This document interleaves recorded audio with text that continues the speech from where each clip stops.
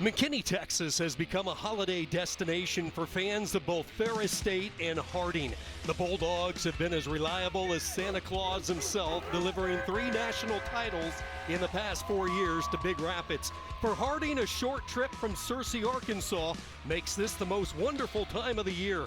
The Bisons found rich pastures in McKinney 2 years ago and look to put a bow on another perfect season.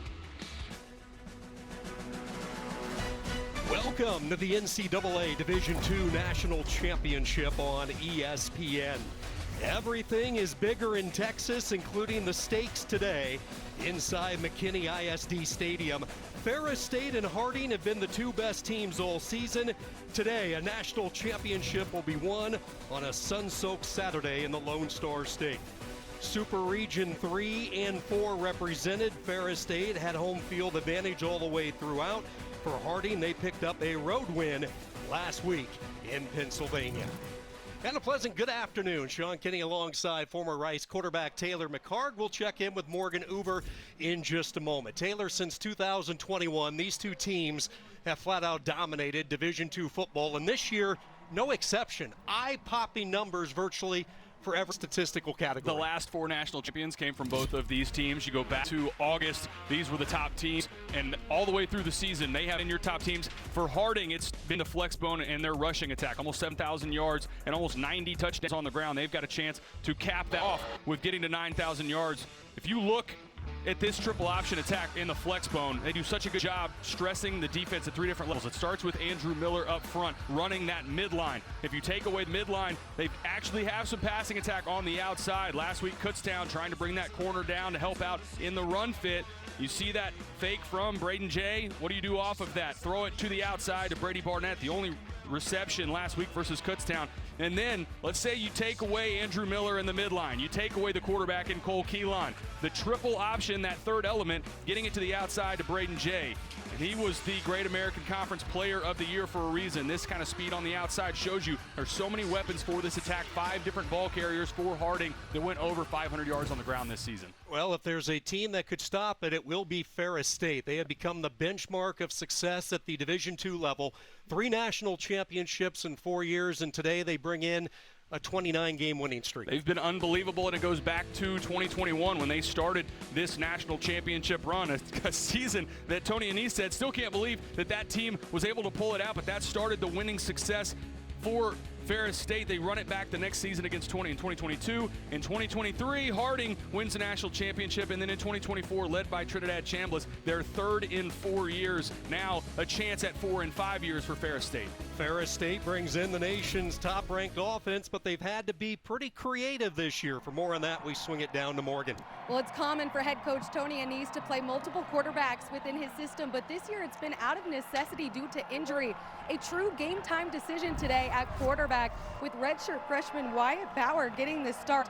Bauer, Chase Carter, and Carson Walker all have seen significant snaps. Bauer opened the year as a starter before the hamstring sidelined him, and Carter started the first 3 playoff game before a toe injury, both battling those injuries today. All 3 in warm-ups taking ups with the ones at different points, so don't be surprised if all 3 roll today, guys. It is an absolutely gorgeous afternoon here in Texas. Temperatures soaring as high as 80 degrees. And if you're from Big Rapids, what a difference a week makes. They were playing in minus 11 degree weather last Saturday, but gorgeous sunshine, and we are underway. It is the Division II National Championship, and it will be Harding on the return, and Ferris State, the special teams coverage. Hines lost his helmet as the Bulldogs flying to the football.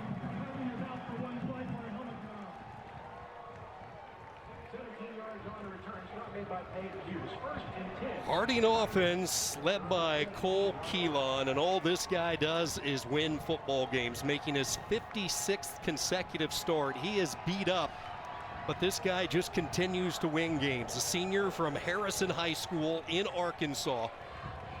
51 victories in his career. That ties Colin Finnerty for the all-time mark. The flex bone to go to work, and like they normally do, they will try to establish the inside game with Andrew Miller. That trap play, that hit Kutztown a week ago and a couple different times. You're going to see all sorts of variations of this flex bone, this midline veer triple option. It'll start again with Andrew Miller. He's closing in on 2,000 yards for the season. Braden Jay we talked about in the open as well. You also have Christian Franklin on the outside. He's almost at 700 yards on the ground. So a number of weapons, and it all starts with Cole Keelan at quarterback. You mentioned his toughness. The other thing this staff raved about, his decision making. Very rarely does he mess up a read in this flex bone option. 2nd down and 7 on the near side. Back-to-back calls. This time Ferris stayed up to the challenge. Back tackles for Isaiah Byers, the inside linebacker. And that is the challenge for Ferris State on the other side. Look at the push up front. All the red helmets getting penetration upfield. It starts with Marquis Jones, Caleb Davis, the guys in the interior defensive line. If they can get consistent push and slow down the midline of Andrew Miller, that's a key to success for Ferris State on defense. Nobody has been better in the country on 3rd downs than Harding and this flex bone attack. 3rd down and 6. Jay in motion. He will get the quick pitch. Jay with a little bit of a seam, and it doesn't take much for him as he pile drives ahead up to the 30 in a 3rd down conversion. Nice job on the perimeter as well. Watch the blocking. It'll be on the right side of your screen, led by number 9, Christian Franklin. Getting on the edge, hat on a hat, and then good physicality from Braden Jay, leaning forward. That's what this offense does. Even if you get them to 3rd down, 4th down, they do such a good job staying on the field and chewing up clock. Both Jay and Miller rushing for over 1,000 yards this season. We talked about it in the open. This is an offense that has eclipsed the 6,000-yard mark on 2 occasions. That has never been done at any level of NCAA competition. Keelan for the first time keeps it as he manages a yard or two. Nolan Ziegler, the former Irish player from Notre Dame, in on the stop. Sean, you and I were at Kutztown a week ago, and this Harding offensive line, they were blowing back that defensive line for Kutztown all game. I think so far, early in this first drive, seeing much better resilience from this defensive front from Ferris State getting push. And Keelan has really had it working in the last couple of weeks. Back-to-back 100-yard efforts despite the mounting list of injuries that he has played through. 2nd and 7, they will pitch it. Franklin has some work to do, runs through an arm tackle, able to scoot to the outside. And a good job there by Christian Franklin when it looked like Ferris State had it stretched out pretty well. Thought this was going to be a tackle for loss in the backfield. Good job running through the arm tackle. That looked like Javon Ruffin on the missed tackle from that inside. And this is exactly what we just talked about, a 3rd and short. If they get this to 4th and 1, really everything is 4-down territory for Harding, the way that they run the football. The way that they'll call this on offense, and for their offensive coordinator, Kenny Wheaton, you've got 2 downs to pick this up if you're Harding.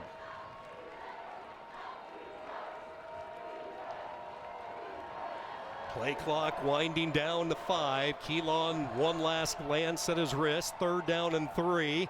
Miller trying to use his speed to the outside. Can't quite get there, and then good pursuit defense following. Eric Jackson was the first one to slow him up. Eric Jackson and also Alston Ware from the corner spot. Watch number 22 come all the way across. That's what forces the ball carrier Andrew Miller back inside. And credit to Ferris State. We talked about this is a spot Harding goes for it all the time in these situations. Being conservative here, and credit to the Bulldogs getting off the field in this first possession on defense. You don't normally see a lot of Luke Mamana, the punter, the senior from Culver City. He averages about a punt per game, and here on this first series off the side of his foot. And a good start for Ferris State. They're home away from home. They play pretty well here in McKinney. Scoreless. Beautiful afternoon here in McKinney, one of the more scenic downtowns in all of Texas, and it has been decked out with both Harding and Ferris State fans over the past 48 hours. Opening series and championship debut for the redshirt freshman Wyatt Bauer. Grew up in tiny town Corunna, Michigan. Ironically, the stadium that he played under was named after Tony Annese's father, Nick Annese Stadium. Goes back a long way with the Ferris State coach, and they will get Rose involved. His first touch, and watch out. Brady Rose down the near side, pushed out of bounds. And Ferris State not wasting any time. Option right out of the gate, and this is the element out of a Tony Annese offense. They want to try to get on the edge. Good job by Wyatt Bauer. Defensive end takes the quarterback, pitch it to the outside. It's blocked well, and then this is all speed from Brady Rose. Almost takes it to the end zone. Both of these offenses run similar concepts, trying to stress defenders with the option game. Harding runs it with the flex bone, and then this Ferris State team runs it more out of the shotgun, but it's still the option. 45 yards. They will try the opposite side for Rose, and this time he is met head on. Big time collision. That was Deion Campbell coming in. Loss of a yard. And the most physical defensive back for Harding, showing you exactly why. Rallies to the football.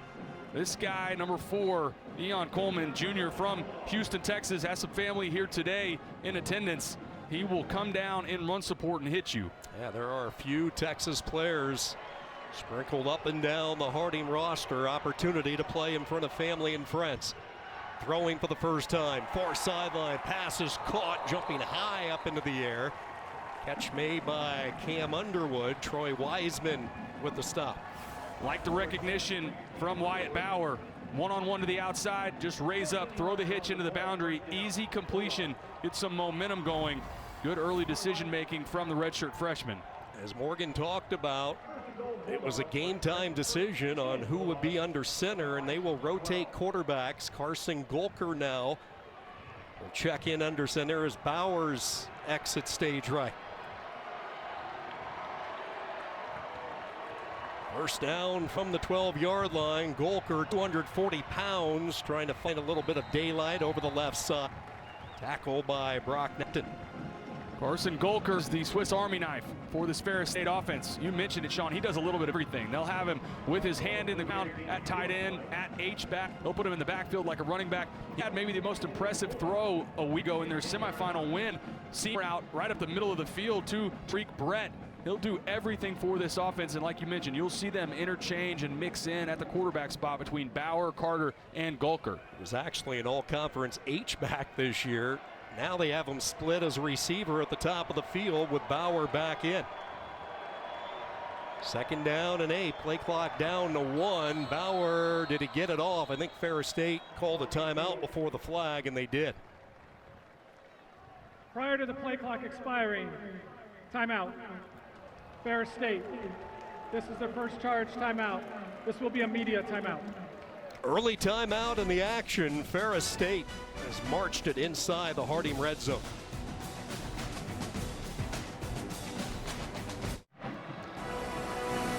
Bowl season rolls on Monday afternoon with the famous Idaho Potato Bowl from Albertson Stadium in beautiful Boise, Idaho. Washington State squares off against Utah State, 2 Eastern, 11 Pacific on ESPN and the ESPN app.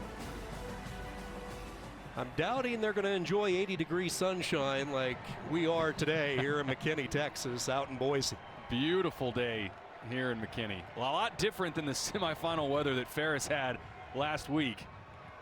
These two teams have been atop the Division II ranks the last few years. Harding, just the 2 blemishes over 3 years. They won it all a couple of years ago, and then the run by Ferris State, including 29 straight victories coming into this one. For the first time, taking off and running with the football. Chase Carter as he is tracked down inside the 5. So not wasting any time, just like Morgan talked about on this opening drive. We have seen 3 different players under center. And the tackle there from Clark Griffin, 5th-year senior. That is his 157th tackle of the season. That is an unbelievable total. Leads Harding all time in tackles and tackles for loss. I promise you, you will hear Clark Griffin's name throughout this game. Carter's numbers this year, he is dealing with a bad toe that he injured last week in the semifinals. Running the boundary side, and he is driven back. And an early decision for Tony Annese, looking at 4th and short. Tony Annese told us yesterday this is not a team that you want to trade field goals with in Harding. Harding does, very rarely do they kick field goals. This will be an interesting decision here. It looks like Ferris State's going to keep the offense on the field, try to pick this up. You see that visiting side for Harding's completely sold out. Expect on this 4th and short some crowd noise. We'll see if that impacts Wyatt Bauer at quarterback. This was a hot ticket all week long. Not an empty seat inside the stadium. 4th down and 2. Brett, Rose, and Underwood, the trio of receivers, and some confusion. And for the second time, Ferris State forced to burn another timeout. Timeout. Ferris State. This is their second charge timeout. It took a long time. It took a long time for Wyatt Bauer and that offense to get the play in from the sideline. Looked like Tony Annese and his staff kind of questioning whether or not they were going to run the field goal unit out to kick there. By the time they did, it looked like not enough time to work through their procedure. And imagine now, obviously offense comes back out. They could still, how close they are inside the tight red zone, they could still run the offense out and try to draw Harding offside. Go with a hard count, and then if they don't get it, take the 5 yards on the penalty. Tony Annese took over this program 13 years ago. The 64-year-old has elevated to new heights. Prior to his arrival, Ferris State had not reached the D2 playoffs since '96, and now they're on the cusp of winning their 4th title. Time to think about it. Quarterback power right up the middle, driving hard near the goal line, and Ferris State says they're in, and they are. Touchdown for the freshman Wyatt Bauer.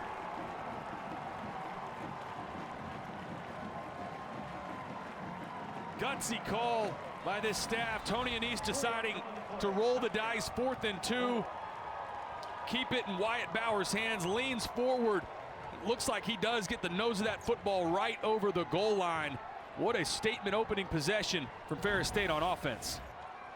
7 plays, 70 yards, a little more than 4 minutes off the game clock, and a 4th and 2. Annese rolling the die. And he turns it to the redshirt freshman Bauer, who finishes it off. 2-yard touchdown plunge.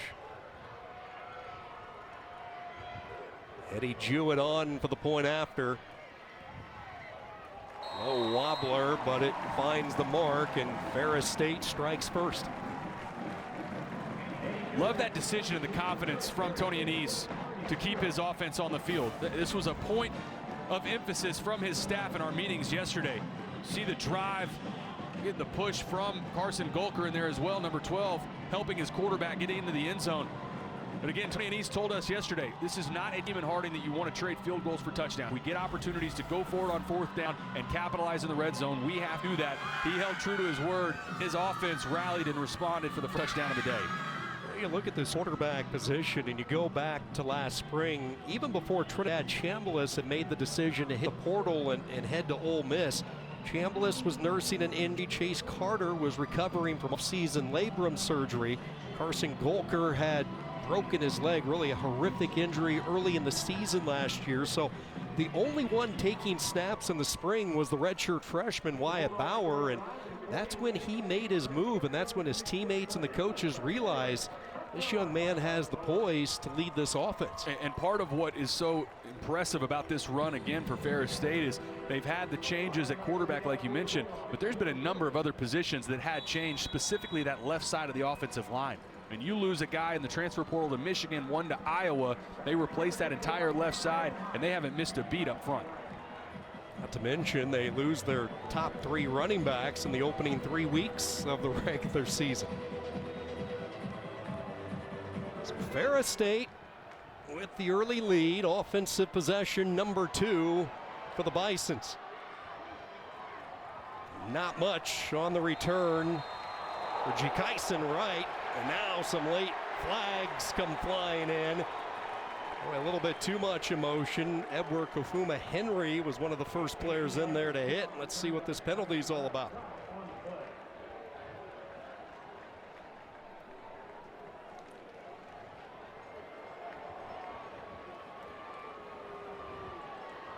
After the play was over, personal foul, number 25, kicking team, 15-yard penalty, first down. Call that on Jack Price, the running back, who's also part of the the kickoff team for Ferris State. This is just a spot here. Got him rallied. He's not going anywhere at this spot. Let him go. Picking him up and slamming him to the ground. That's going to get an easy 15 yards for Harding every time.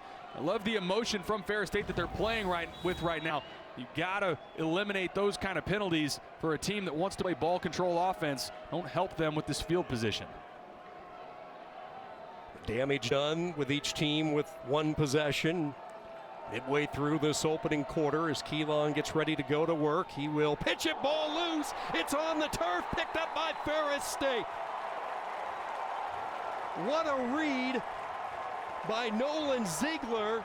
And then Jalen Jones, who has been so opportunistic since his return, Johnny on the spot. This is tremendous anticipation on the outside. All this is reading and reacting by Jalen Jones. That's what causes. He slips the block, gets a hand, it impacts the pitch relationship between Cole Keelan and the outside, and the defensive staff, they love it. Huge play in the first turnover of the day. Jalen Jones, an impact player. All the coaches yesterday in our meetings talked about he is the biggest film watcher they have on that side of the football. Incredible defensive IQ, and he was a one-man wrecking machine on that last play. With the help of Ziegler as well, and now Ferris State breathing fire early from the Harding 33, and this play gets blown dead. Prior to the snap, delay a game, offense, number 8, 5-yard penalty, first down. So Taylor, what's causing this? This is an early issue right now for the Bulldogs. Ferris State is playing, number one, with some intensity on both sides of the football, but on the defensive side, you're seeing a lot of bodies close to the line of scrimmage. They're getting good push, and that play, the last one there by Jalen Jones, just a great individual effort. He understands exactly where he was not pitch man there. He slips a block to create that play. That was just a great job on the side by Jones. After the penalty, they will throw it over the middle, a dart, and the pass is caught. Payne Rice up to the 30. The catch of the day for Underwood, hit by Luke Martin. It's one of the things I think Wyatt Bauer does better than almost anybody in Division II football. Throwing on the move. You see how he's working to his left, spots up, flips his hips around, and throws an accurate ball. There's quarterbacks at every level that struggle with that kind of throw, but showing you his athleticism. It's amazing when talking to the coaches. Bauer was a player who received some Division I offers, Colorado State, Central Michigan, but the interest at the D1 level was for him to play defense, which he was not interested in. Second down, they fake the screen, keeping it and running with success inside the red zone. Chase Carter all the way down to the 10. It's a pickup of 20. Mixing in quarterback looks again. This time it's Chase Carter. Quarterback draw, sell it to the outside. Look how well this is blocked up. There is nobody in a white helmet that gets loose on a block in the interior.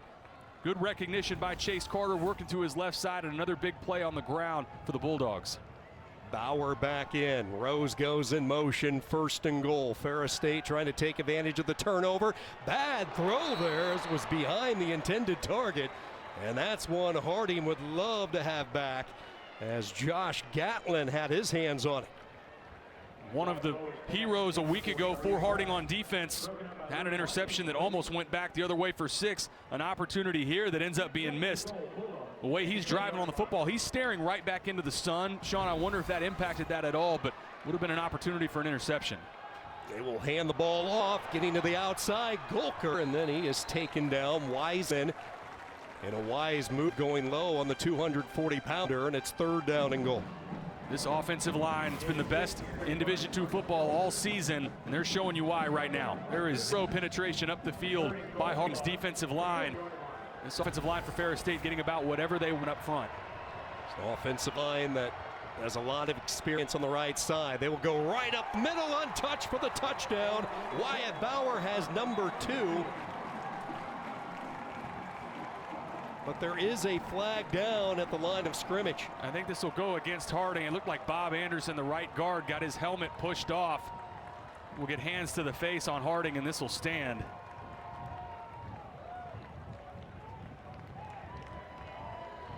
Personal foul, illegal hands to the face, number 92, defense. Touchdown as a result of the play. The enforcement of the foul will be on the kickoff.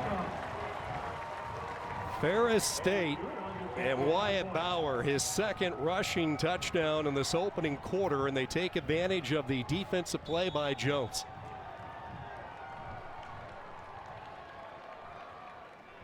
Jewett on for the point after, and how about this start for the defending champs? Unbelievable start for Ferris State. Both times they've got into the red zone, they've capitalized, keeping it on the ground with Wyatt Bauer. Offensive line doing a great job. Quarterback capitalizing. All Bulldogs here early in McKinney.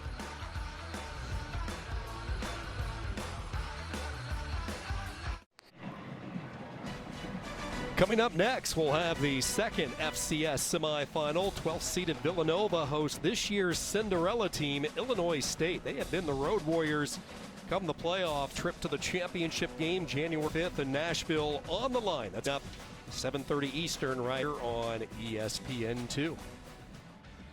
Take a look at what the Missouri Valley Football Conference has done, but both North Dakota State and South Dakota State on the sidelines right now as we head into the semifinal weekend. Montana State happening right now, and as we talked about tonight under the line, Villanova and Illinois State. A postseason run for Brock Spack and the Redbirds, knocking off the Bison in Fargo a few weeks ago and then going to the West Coast last week and taking out UC Davis. One of the biggest stunners in all of college football, that Illinois State win. 5 takeaways over North Dakota State. See here, does Ferris State try to play field position or just kick this away, taking advantage of that penalty? They send a high bouncing kick angled toward the far side. Boy, that is textbook right there from Ferris State. They have it all clicking in this first quarter. As we check in with Morgan. Coach Simmons has praised the warrior spirit, care factor, and toughness of his quarterback, Cole Keelan. And guys, watching him after that first drive, he continued to look down at his right hand on the sideline, testing the pain. Multiple players and coaches coming up to him, checking on him. And this guy is tough as nails, though. His thumb is broken, a dislocated shoulder, quad contusion, a torn MCL. You see that brace on his left knee. It's going to take a lot to keep him out of this game. He has been stone cold and unfazed, though, as I've watched him on the sideline. He's as tough as they come, making his 56th consecutive start as they will try to pick up some positive yards over the left side. Keelan's numbers since he arrived on campus, and he has just changed the trajectory of this offense. We talked about the success for Harding. He's been a big reason. And a combination of that toughness Morgan mentioned, but also the decision making that this staff talked to us about. Running this offense, it requires having a true point guard, a tough point guard at quarterback, and Cole Keelan does such a good job with his decision making, when to hand it off up front to Andrew Miller or turn into the option on the outside. Second down from the 15. They will pitch it, room to run. Franklin into the second wave as he rumbles his way all the way to the 34, a gain of 19, tracked down by Alston Ware. Good job and recognition on the outside. We just talked about decision making. You have leverage, blocked up well, get the ball to your playmaker's hands. And Christian Franklin, that's a big first down. And for Harding, trying to pick up some momentum here. I think a little shell-shocked, 2 early touchdowns by Ferris State. This is a big drive for Harding to try and stay on the field, chew up some clock, wear down this defense, and then ultimately convert with points. Just uncharted territory for the Bisons. 2 offensive possessions and nothing to show for it. And now miscommunication as you see Keelan look to hand right, but nobody was there. And again, something you never see with the precision that this offense runs at. Truly never see. And you had it exactly right, Sean. Watch, it opens up the opposite direction. That looked to me like a bust from Andrew Miller. I think quarterback Cole Keelan opened the correct way. I think Andrew Miller is the one that had that wrong, but a miscommunication between fullback and quarterback. Unfortunate. They were able to pick up anything there.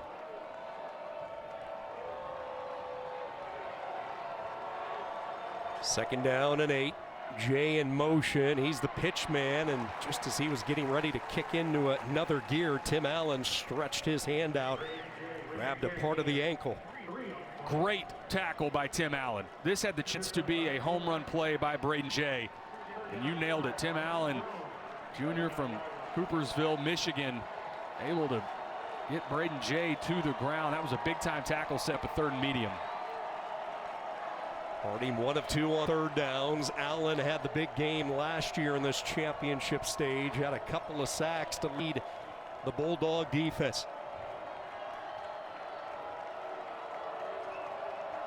3rd and a long 5.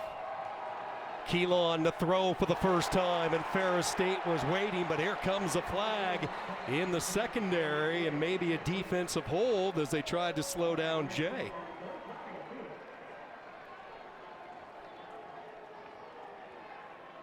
Like Alston Ware. Pass interference. Defense, number 22. The ball will be placed in the spot of the foul. Automatic, first down. And it was Alston Ware that gets called for this. Sophomore on the back end, number 22. It's a double move, trying to target Braden Jay right up the middle of the field. Not a lot in that. And frankly, Sean, I mean, the ball was uncatchable either way, but I think that contact came before the ball was out of the hands of Cole Keelan, and another penalty. Really, most of the momentum that Harding's had so far today, a lot of it's come from penalties. Yeah, that's really been the only kink in the armor so far for Ferris State. Keelan threw the football only once last week. Completed the pass. Here he gets the interference call as they go right back to the A-gap with Andrew Miller. Now you look at Andrew Miller, the junior. He is a homegrown product. Searcy, Arkansas, Harding Academy, and they have had a number of players play for the academy and then stay put right there in Searcy and have really good collegiate careers. And he was a Harlan Hill finalist, came up second for that award. Almost 2,000 yards. You expect him to get to it today. Came into the game with just under 2,000 yards on the ground, but right now Ferris State has had an excellent plan for limiting the midline. Holding that to 2 yards is incredibly difficult against Harding. Second down, Jay to the boundary, and a good job by Ferris State. That was Madison who shouldered him out of bounds, almost shadowing number 7. And credit on the outside. That time looked like Alston Ware shedding a block. Excuse me, that was Jalen Jones. Second time now. They're having a hard time. Harding is blocking him on the perimeter. This is a wide receiver unit and tight end unit that prides themselves for Harding on blocking on the edge, and they're having a difficult time with Jalen Jones. Quick moving first quarter, 3rd down and 7. Ferris State throwing the early punch here in McKinney, Texas. Keelan will pitch it. Franklin with a cut, makes one defender miss, stays on his feet. Now he's into the clear, finishes the run as he's pushed out of bounds near the 30. 19 yards for Christian Franklin. The most productive player so far early for Harding, Christian Franklin. Great job breaking one tackle there. The second one, that's what enabled him to pick up the first down. And some momentum finally on this drive for Harding. Not really much going in the way of that midline like we talked about, but the answer has been on the outside with Christian Franklin. A little bit of life late in this first quarter for the Bisons from Searcy, but through the first 15 minutes, it's been all Ferris State. The defending champs back in the house. Bauer, a couple of touchdown runs. Ferris State by 14.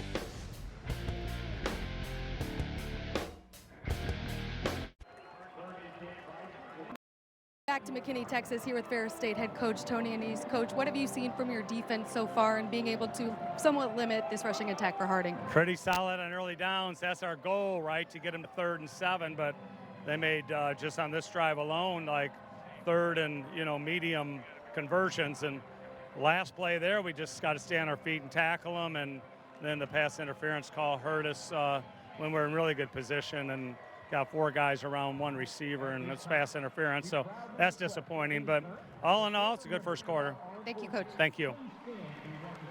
5th trip into the finals in the last 7 years for Tony Annese and Ferris State, looking for their 4th national title. The only other D2 school to claim 4 in a 5-year span was their GLIAC rival Grand Valley State.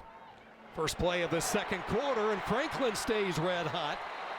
Christian Franklin carrying the offensive load, 22 more yards, and Harding with 1st and goal. And back to Franklin on the outside. Love the block on the perimeter. Watch number 7, Braden Jay. Kicks out the defender. Talk about Jalen Jones, number 42. That's been the guy that's limited some of the production on the outside. Good blocking on the edge, good speed from Christian Franklin, and Harding putting a nice drive together here. Year 2 for Franklin in Searcy, transferred in from Lewisburg Junior College in North Carolina.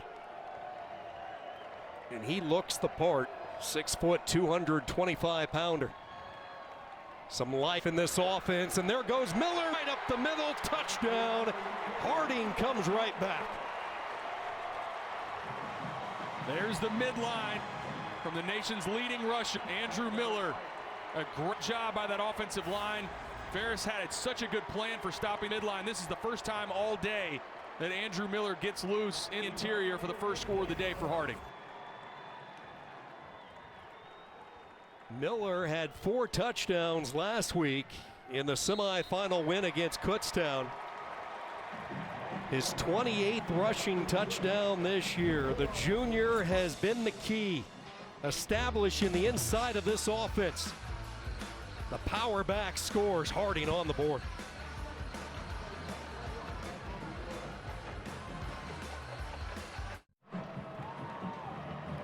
Harding on the board for the first time, an impressive 89-yard drive. A lot of the damage inflicted by Christian Franklin, but it was Andrew Miller, a familiar source, finishing off the drive, and that was desperately needed for the Bisons as they were in need of something positive in what's been a rough start to this football game.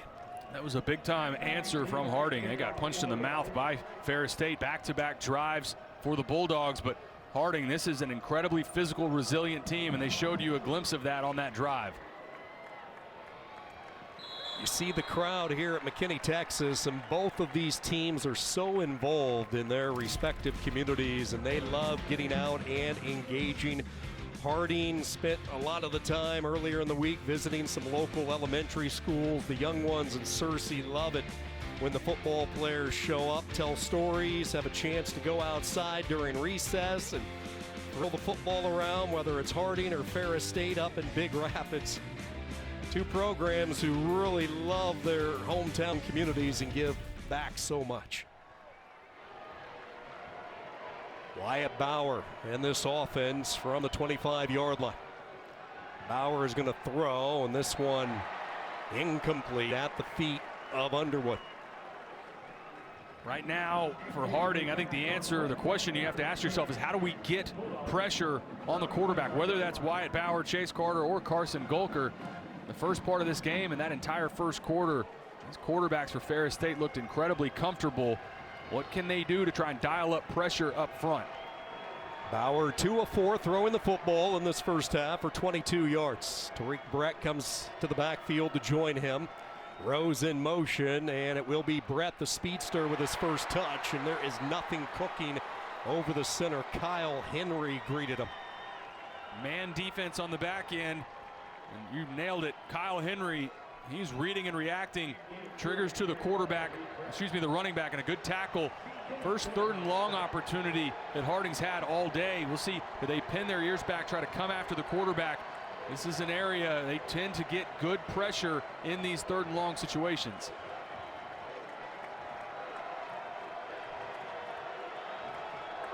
Third down and 8.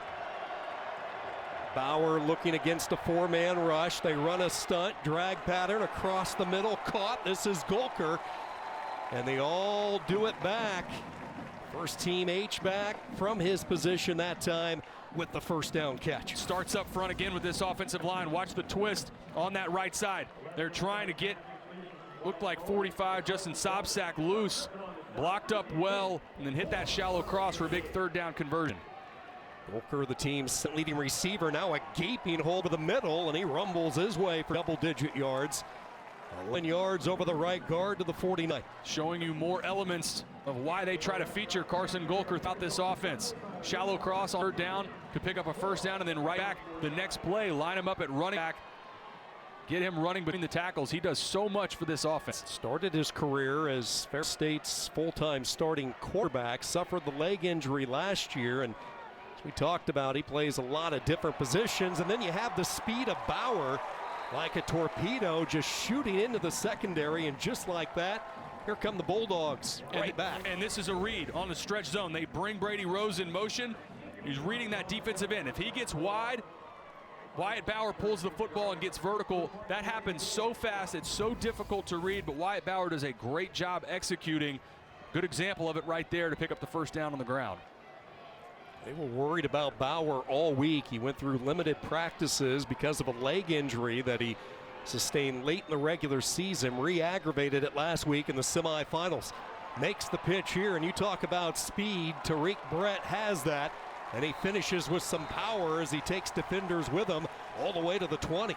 That option element, we saw it early in the game, go right back to it, and I love the recognition from Wyatt Bauer. You don't need to keep the ball in your hands and push it towards the sideline. As soon as you feel like you've got leverage, and Tariq Brett has that outside, get it to him now, let him get vertical. They stay tempo as they have their foot on the gas, some rhythm offensively on this drive. Bauer on first down, back-to-back carries for Brett, and he is buried at the line of scrimmage. Rice rushing, the sophomore, third-year player for Harding, in on the stop. And this is the area, the first two drives for Ferris State in the red zone. They did a great job of capitalizing. Remember, they went for it on that first touchdown, went for it on a 4th and 2. See if they've got answers here now on their third red zone trip of the game. And let's not forget, this is the best red zone defense in the country coming in when you look at Harding. 2nd down and 9, and now a flag flies.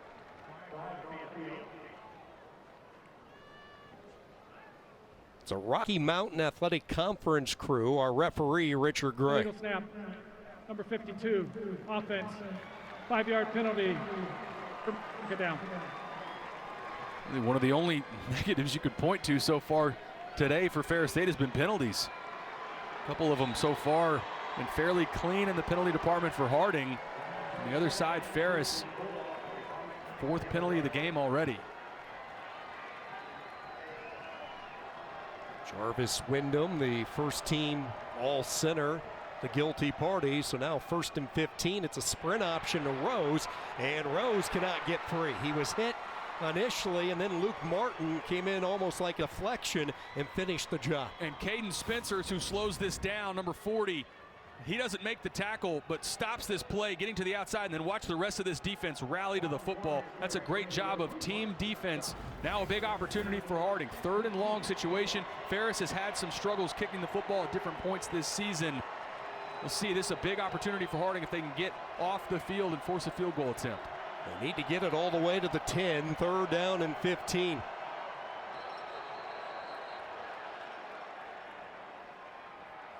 And a timeout by Ferris State. Timeout. Ferris State.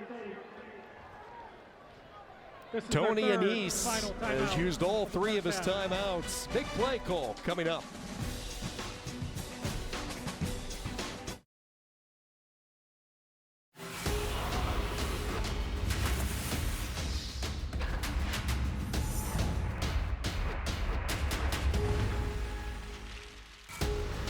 Journey to the college football playoff national championship underway. Earlier today, Miami in a defensive battle. They win on the road 10-3. How about the road teams? Last night it was Alabama. This morning and this afternoon, the Canes get the job done.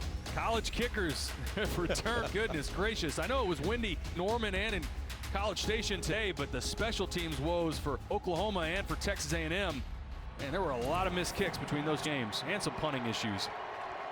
Ferris State hoping they won't have to kick it. They can keep this drive alive. 3rd down and 15. The large fan following from Cersei making some noise.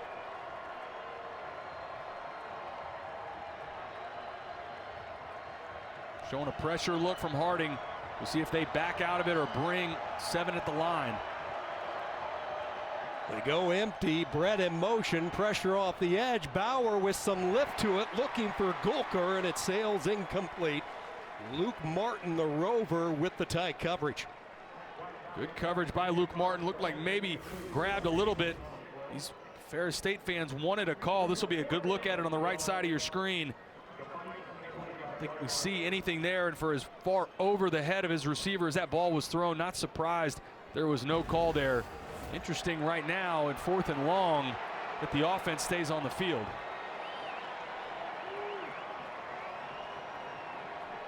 Going to have to hustle it up by the time they made the decision. Again, they do not have any timeouts. Bauer gets them ready to go. 4th down, 15, taking a shot over the middle, broke it up.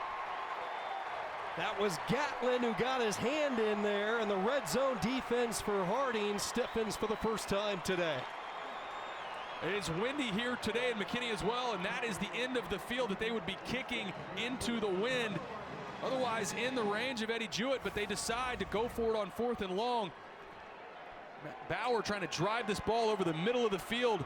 Good defense on the back end again by Josh Gatlin, who was huge a week ago. Interesting decision from Tony Annese, and now momentum feels like it's swung the other direction to Harding. Yeah, you talked about the wind. It is swirling and it's howling on this very warm day in Texas. So Ferris State dominated the first quarter. We saw Harding put together a long drive the last time they had it. Now they'll go back work with Keelan over the left side.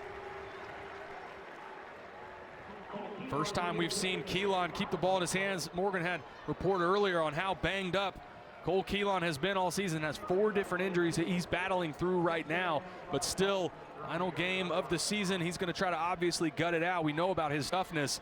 It's really the first time we've seen him carry the football so far today, though. Harding was the only place to offer him the opportunity to play quarterback. In fact, during his younger years, he always thought he was going to be a baseball player his entire life. He was one heck of an outfielder, but changed course midway through his high school years, and boy, Harding certainly happy he did. He has been wonderful. Just a tremendous career. 51 wins, tying the all-time record in Division II with the great Grand Valley quarterback Colin Finnerty. He's been huge for this offense in a number of ways. It's not just his production, but his leadership. Loved how his head coach, Paul Simmons, talking to us about how much it means, his teammates mean to him, and big opportunity here, trying to pick up another 3rd down to keep this offense on the field and retain momentum. Franklin has been the go-to back when they need a big play, 3rd down. They put him in motion just to take a look at what Ferris State was going to do defensively, and now Keelan wanders over toward the Harding sideline and will use their first timeout. Timeout in the action. 8:19 to go. Division II National Championship from McKinney.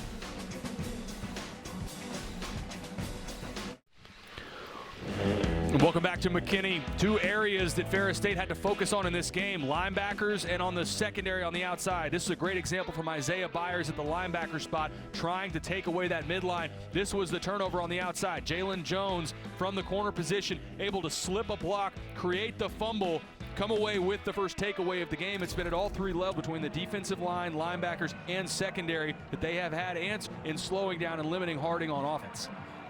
Byers and Jones both leading the Ferris State defense, each with 4 tackles in this first half. Harding has had time to think about it. 3rd down and 4. Bison's 2 for 3 on 3rd downs today.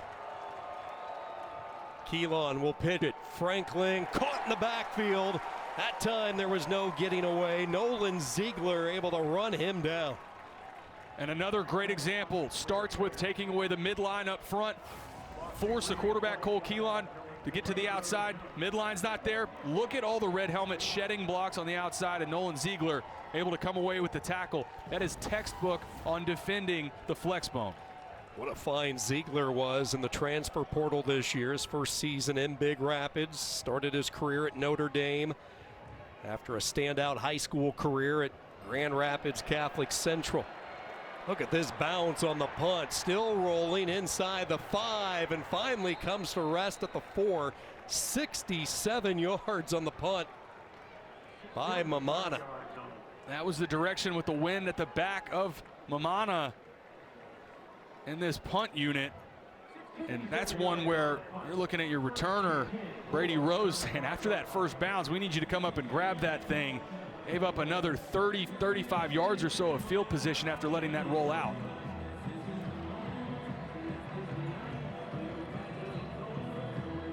"29 straight wins for Ferris State. Ironically, that also matches their current home winning streak as well, that dates back even a few more years. Last time they lost a game was the season opener last year to Pitt State. From the 5, deep in his own end zone, Bauer takes a shot, and a juggling attempt is dropped. Tariq Brett had it in his hand, but could not clinch it in. Great recognition by Wyatt Bauer. Good protection up front. And he just throws a dig to Tariq Brett over the middle of the field, and this one's got to be caught. It's a void right in the middle of the defense. Great throw from Bauer and just a drop from Tariq Brett, who's probably still running if he catches that.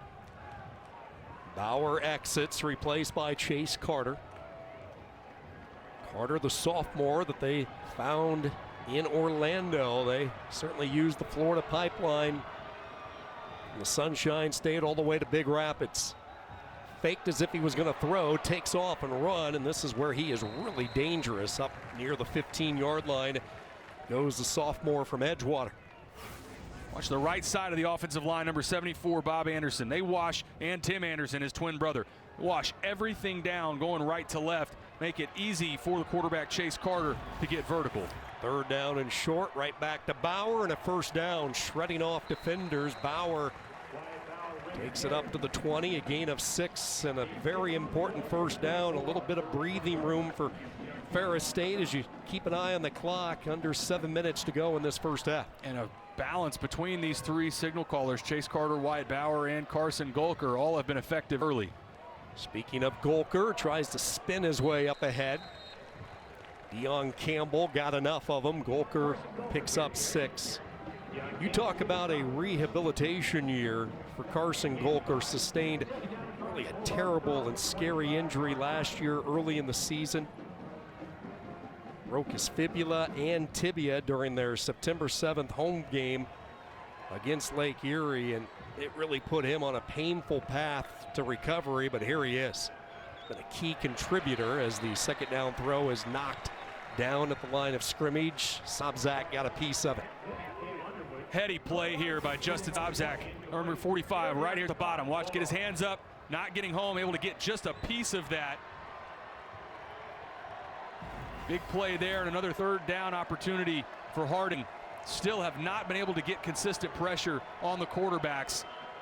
You see, do they try to bring home Clark Griffin or Jordan Mays from the linebacker spot? Excuse me, Kyle Henry, the other linebacker in the middle. It's been a fairly quiet first half for Griffin, the team leader at his linebacker position. They keep him in coverage. They rush 4. A little hitch coming back was Underwood, and this will be very close to the first down. Let's see where they mark it. And they're going to say move the chains. Cam Underwood with his 3rd catch today. And caught right at the 30-yard line, which is what Ferris State needed for the first down. Looks like Harding may have already taken a timeout. The previous play is under video review. Timeout. So they're going to take a look at the spotting of the football here on the catch by Underwood as they go upstairs to Rodney Norton.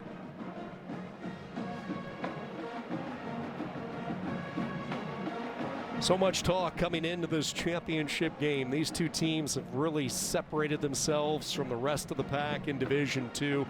Strong on strong. And how was it going to all settle out? You had 2 of the top offenses in the country, 2 defenses who quite frankly don't get enough praise just because their offenses are so dynamite. How is it all going to sort out? Are you surprised from what you've seen so far in this first half? A little bit surprised more at the slow start for Harding, because we were there again a week ago at Kutztown when they jumped all over Kutztown, and for all season really it feels like Harding has been the team that sort of sets the pace on offense, but they're also playing number 1 team in the country and a team that's won 3 out of the last 4 national championships, trying to make it 4 out of 5. So I think it was interesting to see Ferris State jump all over again Harding. The credit to Harding, kind of weather the storm. You've survived that turnover. You're 14 points, creating a touchdown. This is a big possession, though. If Harding can figure out a way to get the ball back and get a score before half, a lot better about their situation going into half, obviously. This will be a great look right at the 30-yard line. He's short there. Where is the ball in relation? It looks to me like he captures that 30-yard line. See if this stands, but from that angle, again, called a first down on the field. Is there enough there to overturn this? Has been upheld. First down, Ferris State. So the offense stays out there for the Bulldogs. The drive continues for Tony Anise and crew. It's also been interesting, Sean, to see the blend of all 3 quarterbacks and how well it's worked again for them. We see offenses throughout the season that'll have some sort of rotation at quarterback. It's usually 2. Maybe it's a wildcat that's implemented. Very rarely do you see 3. And you've got an example really every other play, it feels like, where one of these 3 players between Bauer, Carter, and Golker are mixing in snaps at quarterback. Bauer, the guy in there now on first down from the 30. Bauer with time to throw, going through his progressions and making the catch all the way to the 45-yard line. What a throw by Wyatt Bauer. He put it on the button and Golker reeled it in. And matched up against Lamont Cox, who has pretty good coverage here. Just a seam route, trying to get it right here. And it's good coverage, again, by Lamont Cox. Release the tight end up the wheel route, and a good accurate throw from Wyatt Bauer. 27 yards to Golker. They will go to him on the ground this time as he skips his way ahead. Carson Golker has been a busy man in this first half, and he is just relishing the role of do-it-all type football player this year for Ferris State. And local media was asking, well, if you had to narrow it down, what do you do? What position do you play? And he kind of laughs and grins. He says, I play football. I'm a football player. Doesn't matter the position. I'll go anywhere they tell me. Again, this is a guy, they have him put his hand down at tight end, inline blocking, and an H-back and running back. He's done it all in this first half, and now for the second time they go jet sweep to Rose, and trying to turn on his jets. He should have enough for the first down as we check in with Morgan.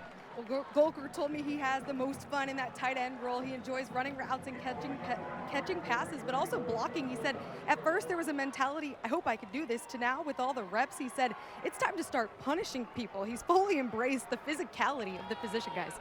Yeah, and he's added a lot of weight since the last time we saw him a year ago when he was injured. He's gained about 15 pounds of muscle, spent a ton of time in the weight room. That helps out with the blocking element and some of these tough runs. First down, this is the youngster Jake Price, who is getting more reps late in the year. That was a guy, one of the stars a week ago in the semifinal win over Newberry. Jake Price, almost 100 yards on the ground a week ago, and has become a consistent every down back. Look at that lateral quickness. I think the other thing that stood out to me over the course of the season for Price, contact balance. He does such a good job as he's making contact, able to stay forward, leans forward with those tough yards, is going to be a great back in the future for Ferris State. Price, a Muskegon High School product. Head coach Shane Fairfield does a terrific job with that program, and now movement for Ferris State. Ball start. Offense, number 72. 5-yard penalty. First down. That is Tim Anderson, who earlier in the week found out that he was recognized as the nation's top Division II lineman, the winner of the Upshaw Award. Unfortunately, we're calling him out for a false start, but congratulations to Anderson's been a stalwart on that outside of the offensive line for Ferris State, and getting to play next to, again, his Tim brother, Bob Anderson. Call those two guys Tim Bob, if they're one on the right side. After the penalty, they try to get the ball into the hands of Brett, working the screen, trying to follow a block from Tarek Bauer, but not much. Good pursuit by Troy Wiseman. Remember, this is the end of the field where Ferris State, because they would be kicking into the wind on a 4th and long situation, they went for it. So this is critical here for Ferris, trying to get this into a shorter field goal attempt, or obviously if they could capitalize with a touchdown. Yeah, the part of the field that stalled last time Ferris State had it down right close to the red zone. Also good news for Ferris State, we see Carson Golker pop back out of the injury tent with his helmet back on, moving around on the sideline. Second down and 12. Rose in motion. Bauer will fling it toward the end zone. Caught. Touchdown, Bulldogs.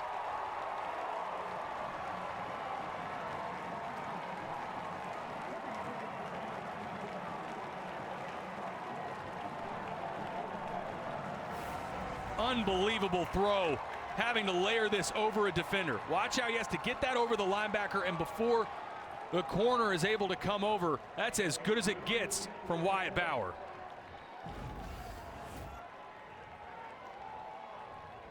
Bauer with a beauty. Underwood paid the price as he held on to it. And Ferris State, for the second time in this opening half, goes to 14. Underwood loves the spotlight of the championship game. He had a couple touchdowns last year, and he makes one heck of a catch following the strike from Wyatt Bauer. And showing that toughness, like you said, you know you're going to take a shot from the other side. Going across the middle like that, great throw and catch. Have to worry about going forward on 4th and long if you capitalize like that in the end zone. 2 touchdowns last year for Underwood, who was a starter on the national championship team. Wants to go into social work when his football days are done. And Tony Anise was telling a neat story last summer. The entire social work department at Ferris State, all of his buddies that he spends a lot of time with off the gridiron, came and watched an entire practice with him out there. And Cam Underwood, one of those players that loves to serve and cannot wait for his opportunity to do that once he graduates. But what a 2-year stretch it has been for him, who seems to play his best when the spotlight is the brightest. How about that drive for Ferris State? They go 95 yards on Harding.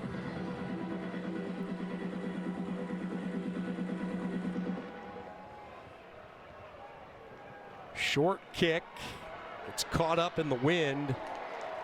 And on the return, right is popped just as he crossed the 25. Big drive here for Harding. This is not an offense that wants to get into 2-minute situations running the flex bone. They've got the 2 timeouts. Looks like with where the clock is at, I believe that would take us to the 2-minute timeout. Cole Keelan will head to the sideline. He will gather his offense. Some work to do. Uncharted territory for the Bites.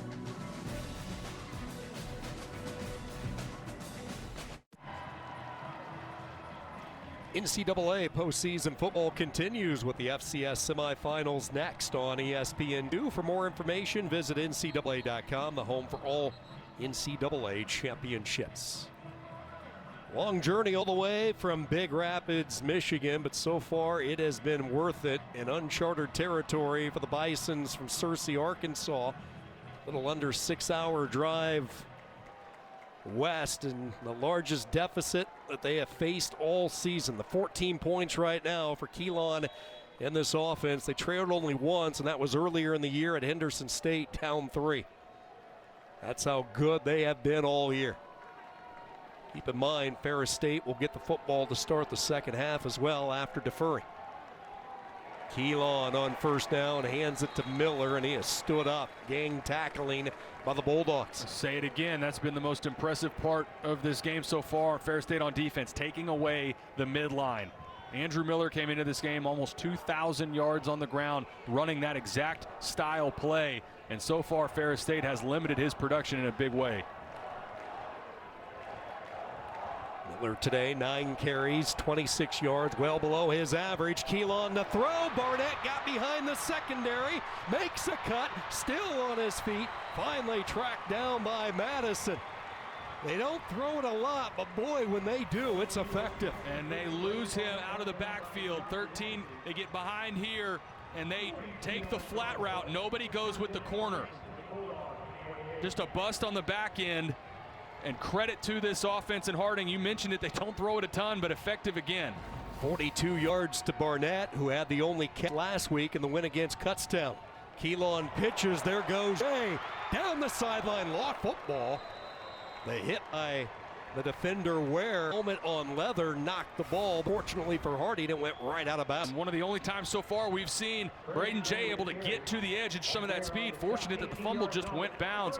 This is a incredibly impressive drive from Harding. Top 2-minute offense is not their strength, but moving the ball quickly, just in a minute, all the way down in the red zone.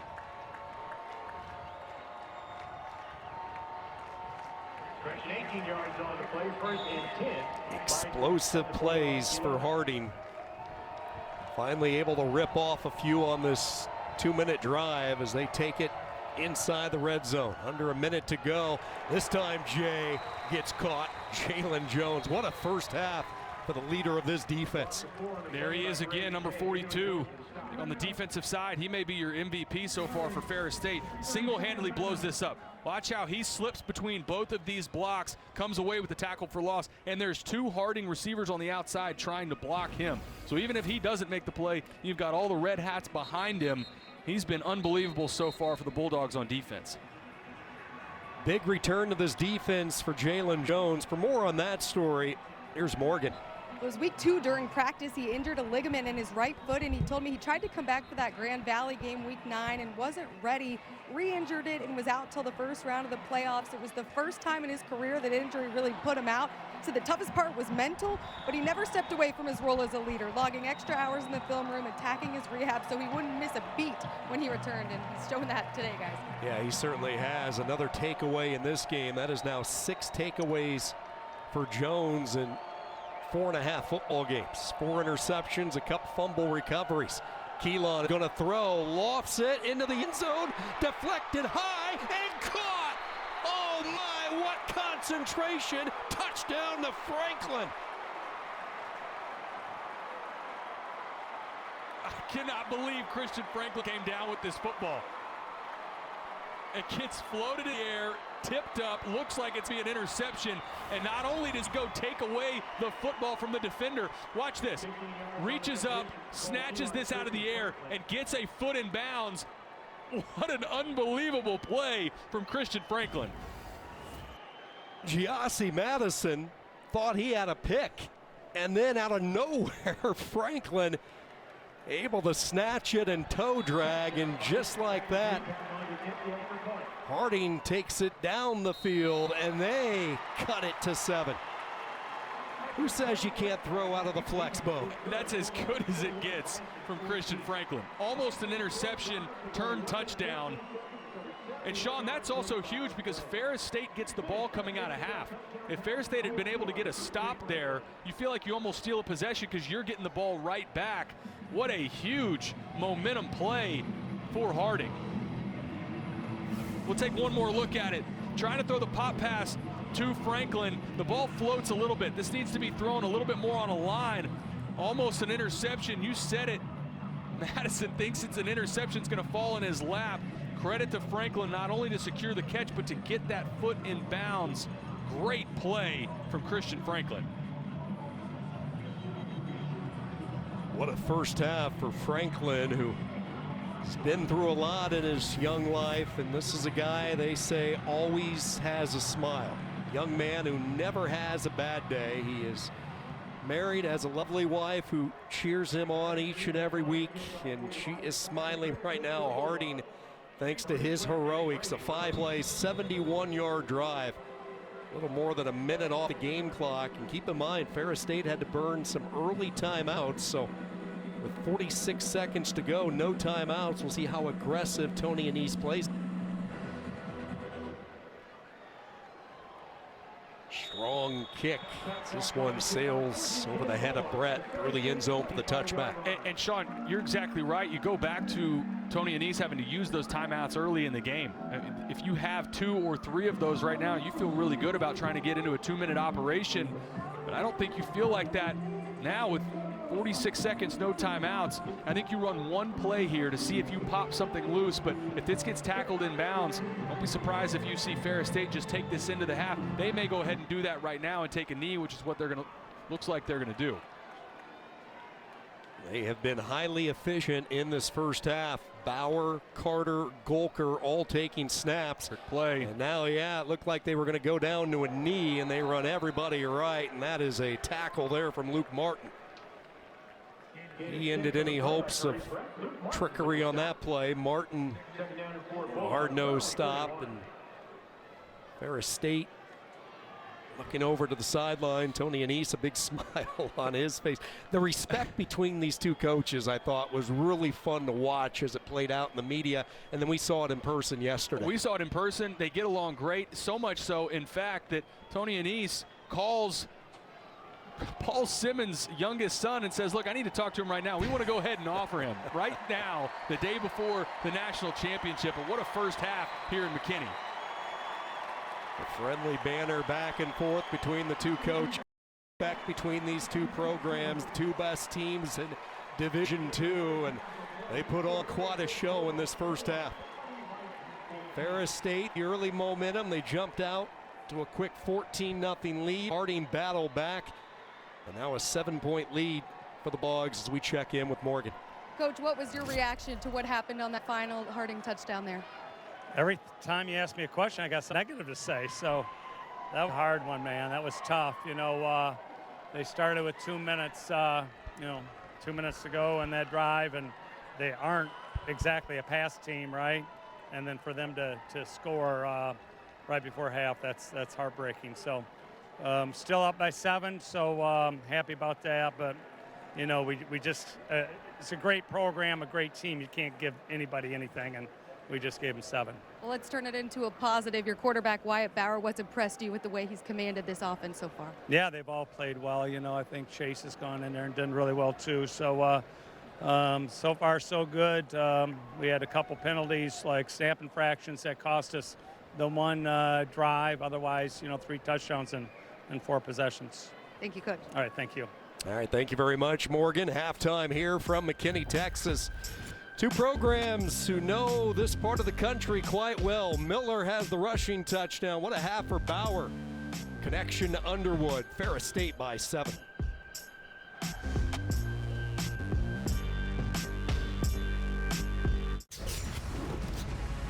.30 in the books in McKinney, Texas. The Division II National Championship game on the line alongside Ronnie Jones, Jay Walker, Kevin Connors here in studio. We started this great football Saturday with the second of 4 CFP opening round matchups, Miami and Texas A&M. Jay, how would you evaluate the play of Marcel Reed?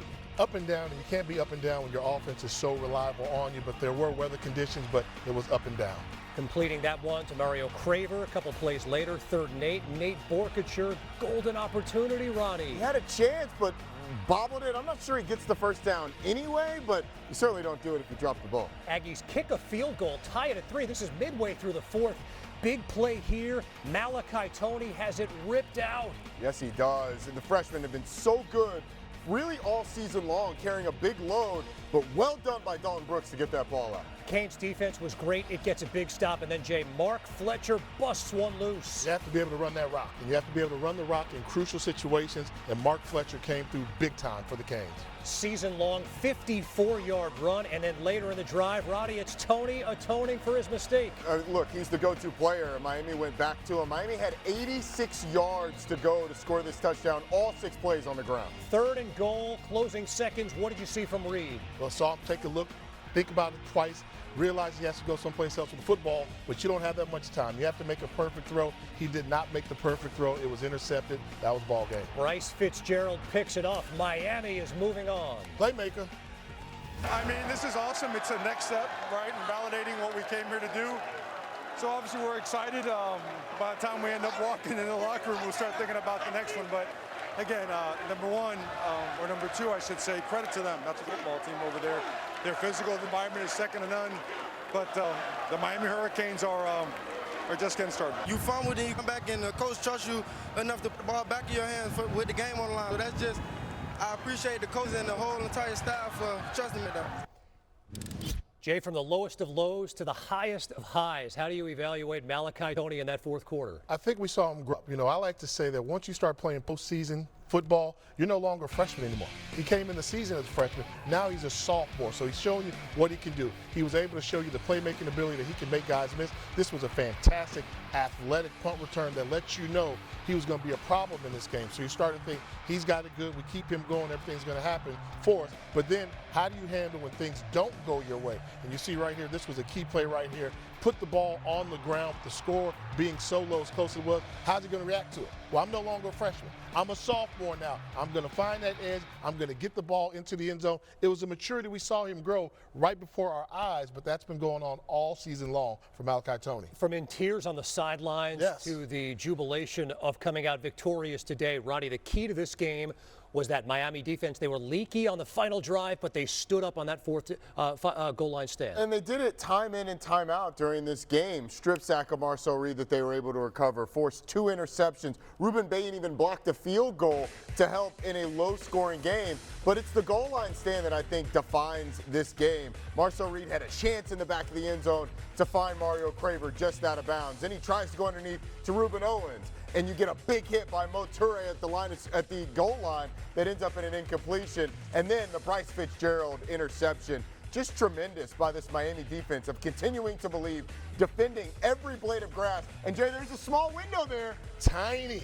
Tiny window. Can't squeeze it in that window and win. No, you can't, and it's up in Bryce Fitzgerald's hands. But that Miami defense, they gave up 326 yards, but only 3 points. Tremendous.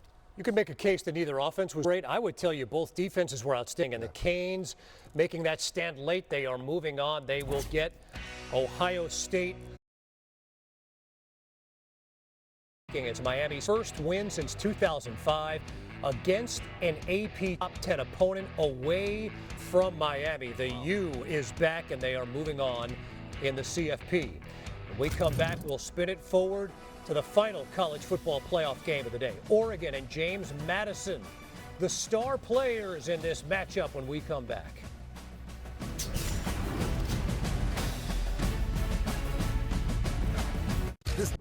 This is one of those experiences that's never happened here before, so I'm ready for everybody to show their best and the experience to be awesome for our players, but also for our fan base. You could be intimidated by it, or you could be excited to go and put your best to the test, and I think that's the thing for us that our guys certainly understand. Crown them. The Dukes are top dog once again. We're no joke. We're no slouch. We just want to show the world that that we're a legit team. Spins away to the 10. Alonzo stays on his feet. Gets in. Touchdown. Dukes. It's playoffs, so they're going to give us, all they got, and we're excited to see what happens in this game. It's going to be a great fight battle. Perfect throw. Great stretch into the end zone. Touchdown Ducks. As long as we play with violent effort as fast as we can from point A to point B, we'll be fine. This is, I don't want to say David versus Goliath. I want to say that, this is a team that's extremely confident. This is a team just going to complete a mission. It's the third leg of today's CFP triple header. Dukes and Ducks, Oregon, the Goliaths, if you will. James Madison, built by Curt Cignetti, guided here by Bob Chesney, and Jay Walker. Their star is Alonzo Barnett, the third. You got to give some props to his dad, Junior. So his son is the third. Alonzo Barnett from Greensboro, North Carolina. He's the reason why the Dukes have any type of chance at all. If you're going to go on the road trying to pull off an upset, you need a true dual threat quarterback. He brings that to the table. 21 touchdowns in the air. He's rushed for 14 TDs. He's going to have to play A+, lights out if they want to go on the road, pull off the upset. But the problem is going to be Oregon's getting it all together. You talk about their quarterback more, but now tight end Kenton Sadiq is that guy. 8 touchdowns on the season. He controls the middle of the field. He's a matchup nightmare. Watch out for Sadiq if you're the Dukes of JMU. No doubt Oregon's getting healthier on offense around Sadiq and Gary Bryant Jr. and DeCorian Moore possibly coming back. The thing that I want to see is if that JMU defense is as legit as the stats say, or is it level of competition. This is a JMU defense that's top 3 nationally in yards allowed, top 3 nationally in yards per carry, but you're up against an Oregon offense that's been one of the best rushing offenses in the country. 13th overall. They've got 5 games over 200 yards rushing. They are one of the best at creating 20-plus yard runs down the field. JMU defensively has to stop that Oregon run. They got to stop the big plays and force Dante Moore to beat them dinking and dunking down the field. Goes without saying what Dan Lanning has done in Eugene has been remarkable over the past few seasons, but don't discount just how good James Madison has been. One of the incredible success stories since making the jump from the FCS to the FBS and winning his programs since 2022. Great game coming your way later today, and we're coming right back. Meantime, what to watch for in the second FCS semifinal today. Illinois State, kind of the darling of the dance here. Villanova's won 23 in a row at home, guys. They get to host again, too. They're fortunate. Illinois State would be the host team, the higher seed, but they're not hosting any playoff. But the Road Warriors continue to play hard for Brock Spade. Yes, they do. You got to contain Jabril Mace and Pat McQuaid if you're Illinois State. But on the other side, their receiver, Daniel Sobkowitz, has been phenomenal throughout this season. McQuaid, 24 passing touchdowns this year, tied for the second most in the CAA. The second half of the D2 championship is next.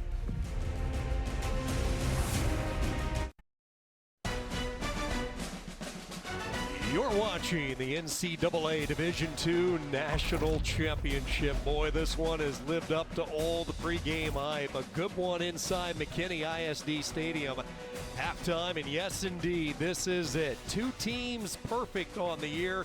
both 15-0. Ferris State has never trailed in this first half, a 21-14 lead, and what a first half for the redshirt freshman, Wyatt Bauer. Jumped all over Harding on the defensive side. Wyatt Bauer running the football, a couple quick strikes between the tackles. Harding finally found an answer on that midline. Andrew Miller able to get their first touchdown. One of the most impressive throws of the season for Wyatt Bauer to Cam Underwood. And then how about this play before half? Tip ball up in the air. Christian Franklin able to fight for it, get a foot in bounds. That was a massive play for that first half. Harding able to go into halftime just down 7. Ferris State won the toss to start the football game, deferring, so we will see their offense to begin this third quarter. A half to determine who will be the 2025 national champion as the kick sails through the end zone for the touchback. As take a look at the first half numbers. If you are going to beat the Flexbone and Harding, you must win the time of possession battle, and so far Ferris State a 2-to-1 edge there, and a balanced attack for an offense that averages 515 yards per game.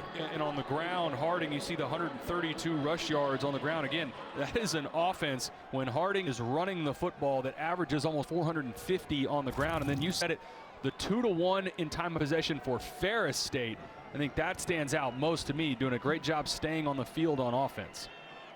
First down from the 25. Carter will keep it, run off the back of his own blocker, Golker, and pick up good yardage up to the 36. Well, what's the feeling for Harding coming out of the locker room for that pulse? Let's swing it down to Morgan. Coach Simmons told me they defensively really just have to be better with so many different weapons. They make you defend every inch of the field. He said we have to be better on third down. He said offensively, he saw a look in Coach Wheaton's eye, the grandfather of this Flexbone, very dialed in at half and optimistic.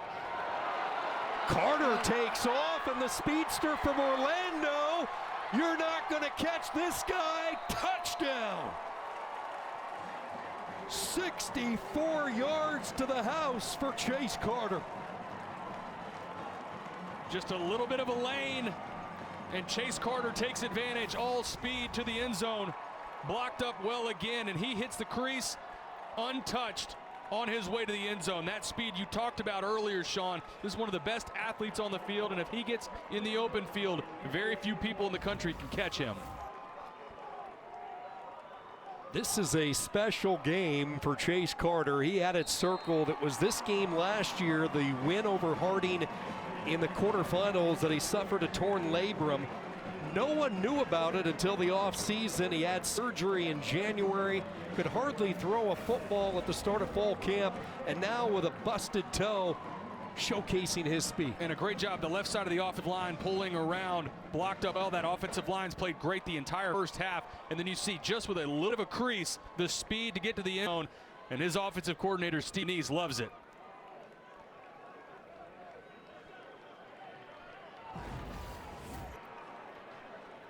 Carter started 3 consecutive games to begin playoffs. Last week they went Bauer. Bauer nursing a hamstring injury late in the year, and Chase Carter has delivered in the postseason. And he got injured last week, suffered the toe injury. So well, Bauer and Carter banged up coming into this one, but you wouldn't know it on that last run from Chase Carter. And this building, a lot of energy coming out of half on that visitor sideline for Harding, and that has been zapped immediately by that big play from offense from Ferris State.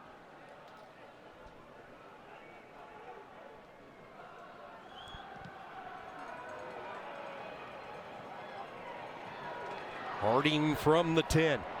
And look out, little bit of room opens up, and now a foot race is right, takes off, and they're not going to catch him. 90 yards, are we having fun yet? Touchdown, Harding. No flags on the field. Now it's whether or not he stepped out. We are right next to the replay booth, and they're signaling maybe going back and looking at this. Call is going to stand on the field. Just got the signal that he stayed in bounds. What a great job tap dancing down the sideline to stay in bounds, and another huge momentum play. Kyson Wright, the sophomore from Little Rock. 90 yards, and we have not even played a minute Each team with an explosive play as the point after is good, but a flag down, so we will wait and see what this is all about. Too many men it looked like for Ferris State. This will decline this, but what a play to respond. The back and forth, last 3 possessions, these teams trading blows with one another, like a title fight between these two teams right now. Offside. Defense. The penalties decline. The try is good. Huge play in the return game. The special teams element that we knew was going to be so important, right? Tiptoeing that sideline, getting into the end zone. We've got a ball game here. Division II National Championship in McKinney, back and forth. We've got a good one. For a Division II National Championship, and the drama just keeps getting thicker and thicker. Jikaisen Wright, the sophomore, with his first kickoff return for a touchdown this season. It was only his 7th kickoff return this year. 90 yards for Wright, and just like that, 51 seconds into this third quarter, we see Chase Carter go 64 yards. A long score for Ferris State, only to see the special teams come up big for Harding. The Bisons continue to do a good job keeping the ball away from the dangerous Tariq Brett.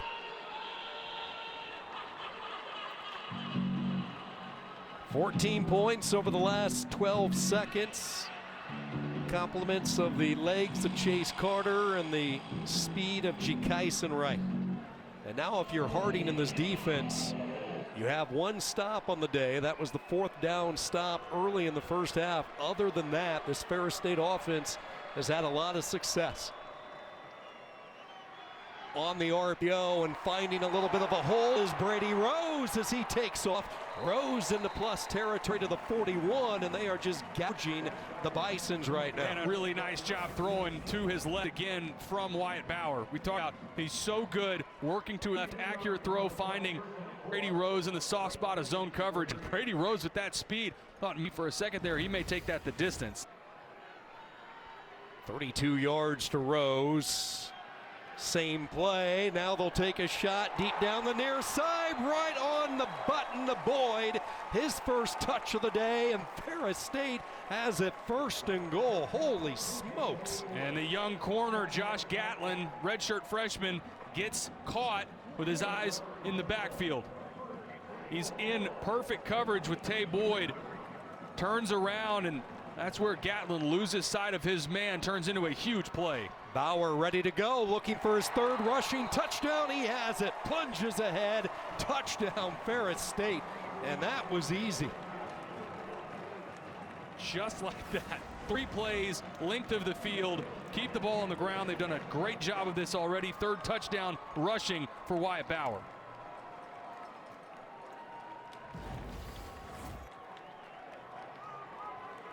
Three plays, 75 yards. Not even a minute off the game clock for Wyatt Bauer and the Bulldogs. Point after by Mitchell Middleton is up and through. Middleton in there for an injured Eddie Jewett. As Morgan reported during the break, Jewett seen coming out of the locker room on a crutch. So a developing situation at the kicker position for Ferris State. And the other situation is for 2 defenses that have hung their hat on some of the top scoring defense in the country. Harding, the top scoring defense in the country, and Ferris, one of the top 20. Right now, his offense is getting most of what they want. You factor in special teams for Harding. 3 touchdowns already in this second half. We haven't even played 2-minute football in this third quarter.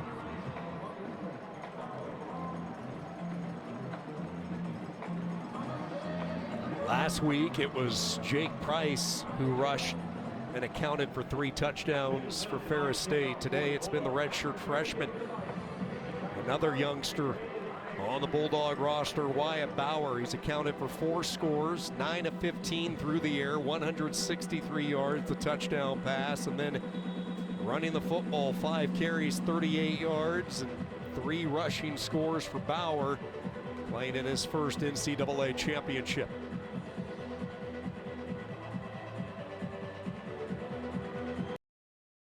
Middleton with the approach.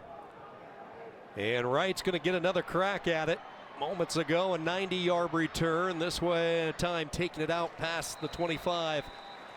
Up to the 30-yard line. The NCAA Women's Volleyball National Championship match is tomorrow, 3:30 Eastern, 12:30 Pacific on ABC and the ESPN app. 3-seed Texas A&M takes on the top seed Kentucky inside the beautiful T-Mobile Center in Kansas City. How about the job for the Aggies this year? They've knocked off 2 1 seeds. Can they do it again? Took down Nebraska and Pitt. They will look to take down another top seed Kentucky tomorrow. And a little bit of a wrinkle here already for Harding. 2 receivers split out to one side. Little different look you don't typically see from Harding. Same result though, and that is really tough chugging in between the tackles for star fullback Andrew Miller. Miller held in check. His 10th carry today, just 26 yards. It's under 3 yards a pop for a rusher closing in on 2,000 this season. And the number one thing been most impressed with Ferris, limiting the midline and limiting Andrew Miller. Again, you just said it, almost 2,000 yards on the season. They've done a great job of bottling him up in the interior.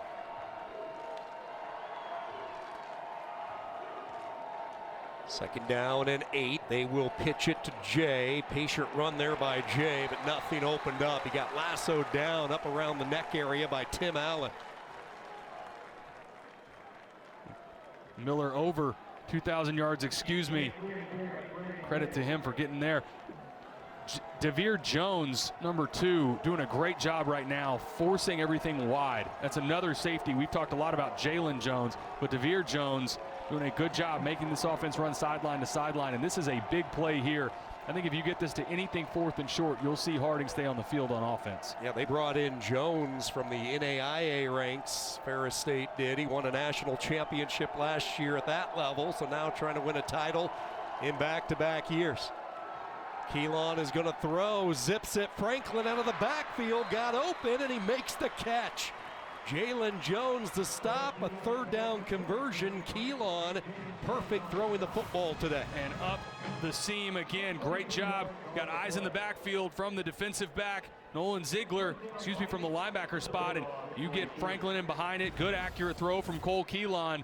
And they've had to throw the football more than they typically like to because, again, the midline is being limited by this Ferris State front. So the answer, have to be able to throw the football more than you typically would if you're Harding. And keep in mind, Keelan was a good throwing quarterback during his high school days at Harrison High School. And when he arrived, Harding, quite frankly, Coach Sims thought he was maybe the 5th or 6th guy in the quarterback room, but then all of a sudden they gave him a chance. They got to watch him up close and his leadership skill. And as we have talked about, the decision-making, running the flex bone, and the offensive numbers have just skyrocketed under his leadership. I think also for Cole Keelan, who's clearly banged up, that's been something we've been tracking all game. How much is he going to keep the football and rush? Really not much production running the football right now. Clearly gutting it out and battling through these injuries that Morgan touched on earlier. Second down, he will pitch it. This is Franklin, and he is cut down for a loss. Justin Payout.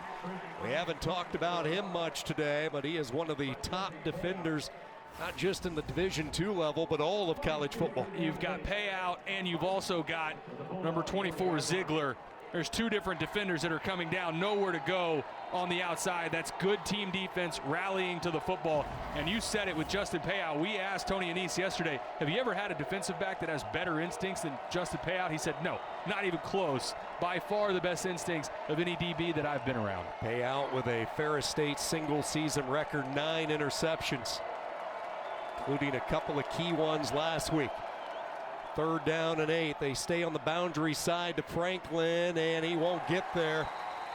Just a numbers game along the far side. Nolan Ziegler has been all over from his linebacker position. 4-down territory, possibly for Harding here. Looks like they're going to bring the punt unit on. Try to play, they're going to bring the field goal unit on. And this is outside the range that I think we were expecting from Magnus Lepak. The wind is behind him. However, the wind has died down considerably. 57 yards officially for Magnus Lepak. whose career long is 48. Kick is on the way. Does it have enough leg? It does not. It falls just short. And Harding comes up empty.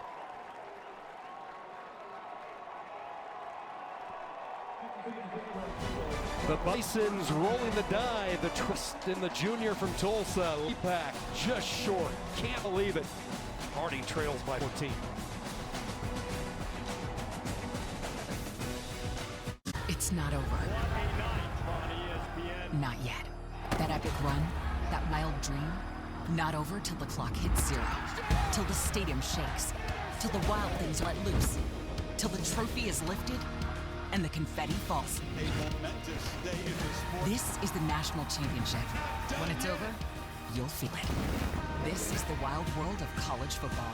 The CFP National Championship, Monday, January 19th at 7:30 p.m. on ESPN. 35-21, Ferris State out in front. Last year, Wyatt Bauer was the scout team quarterback for the Bulldogs. He got a chance to sit up close and learn a lot from Trinidad Chambliss, and he's looking like Chambliss today. He's done a little bit of everything, running the football well between the tackles, standing and delivering the ball through the air as well. That throw in the second quarter to Cam Underwood was unbelievable.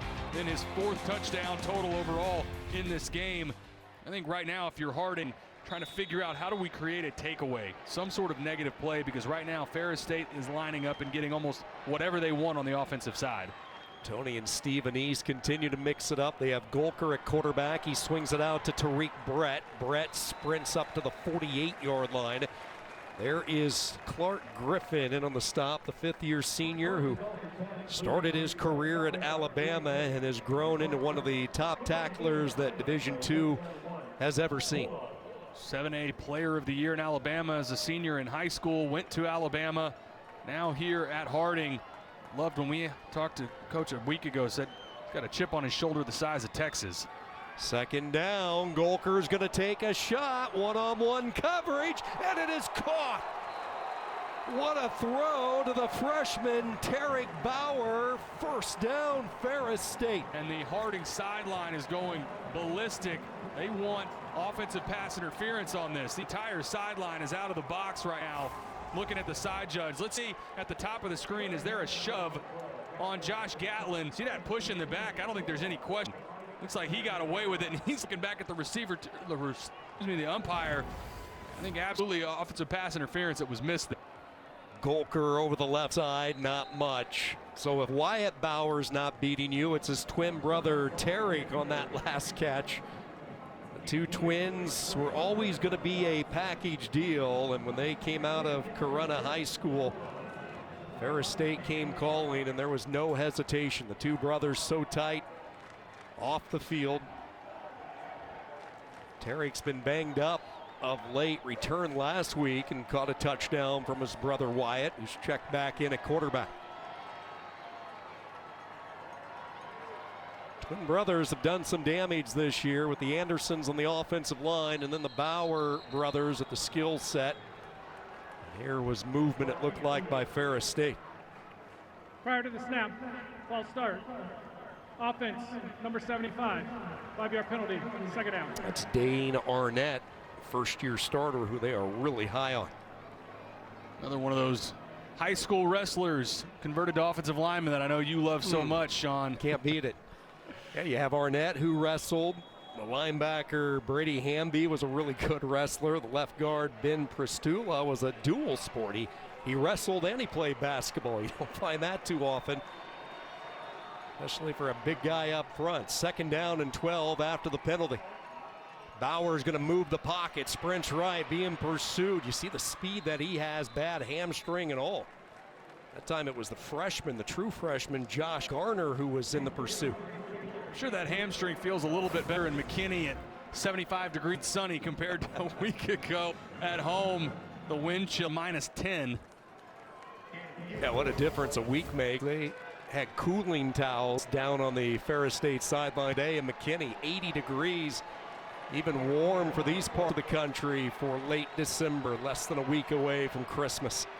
Third down and 11. They run a stunt. It's picked up. Drag pattern. There goes Golker. Hesitates to the 5. Touchdown.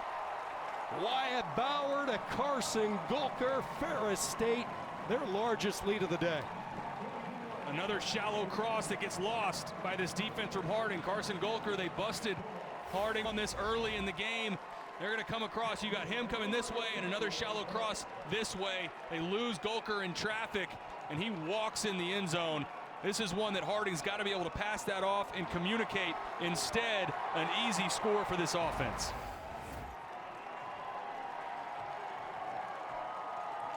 What a drive there for Carson Gulker. He had the long pass play, the 47-yarder to Bauer to set it up, and now the touchdown reception.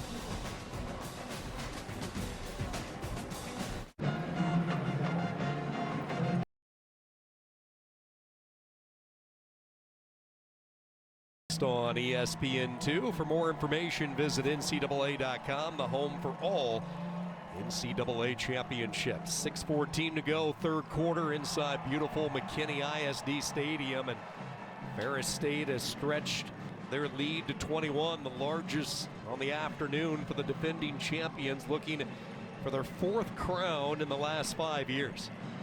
They've only been stopped on one drive so far today, and that was in Harding territory, going for it on a 4th and long, and we realize now Morgan calling out injury at the kicker spot with Eddie Jewett. You realize why they didn't go for it there, but outside of that one possession, Ferris State has not been stopped.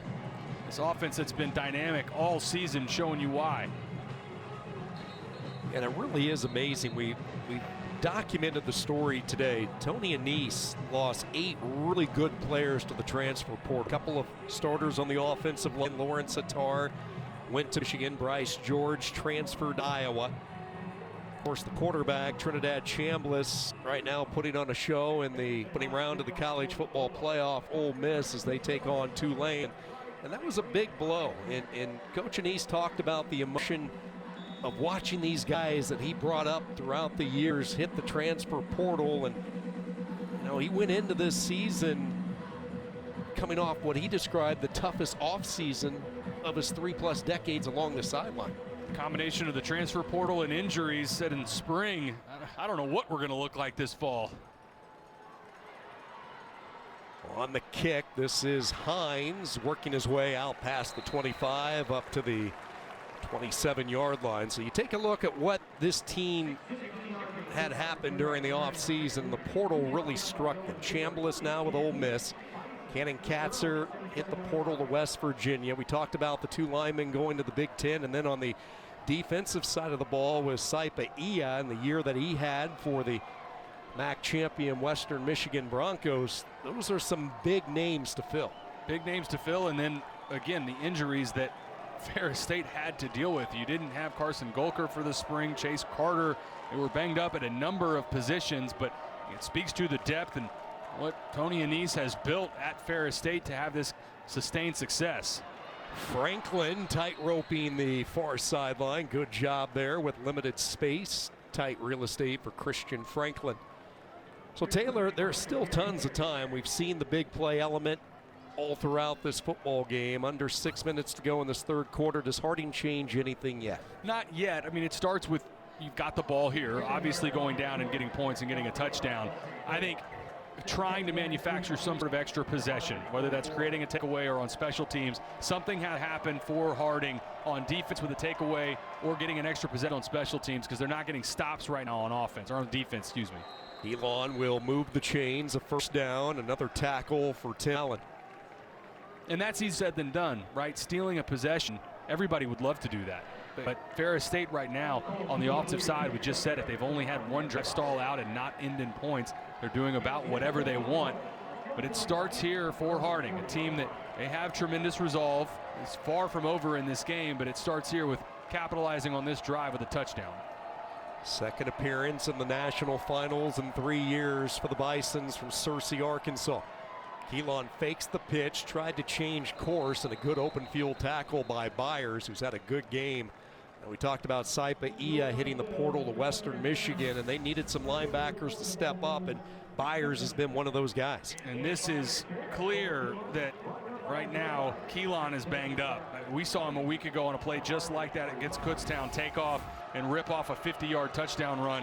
I think right now, clearly battling through that MCL injury.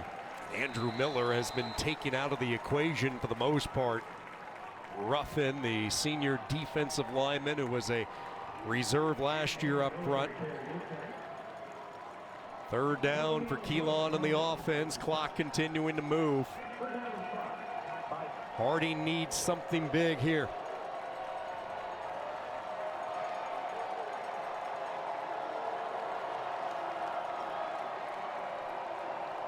Keep an eye on number 13, Brady Barnett. When they go to the air, the receiver position, he is usually the guy that they're dialing up. Simmons is going to walk down the sideline and he will call a timeout. Now, we had so much fun talking with Coach Simmons yesterday in our meetings, and he talked about how he wants to be Arkansas's Division II program.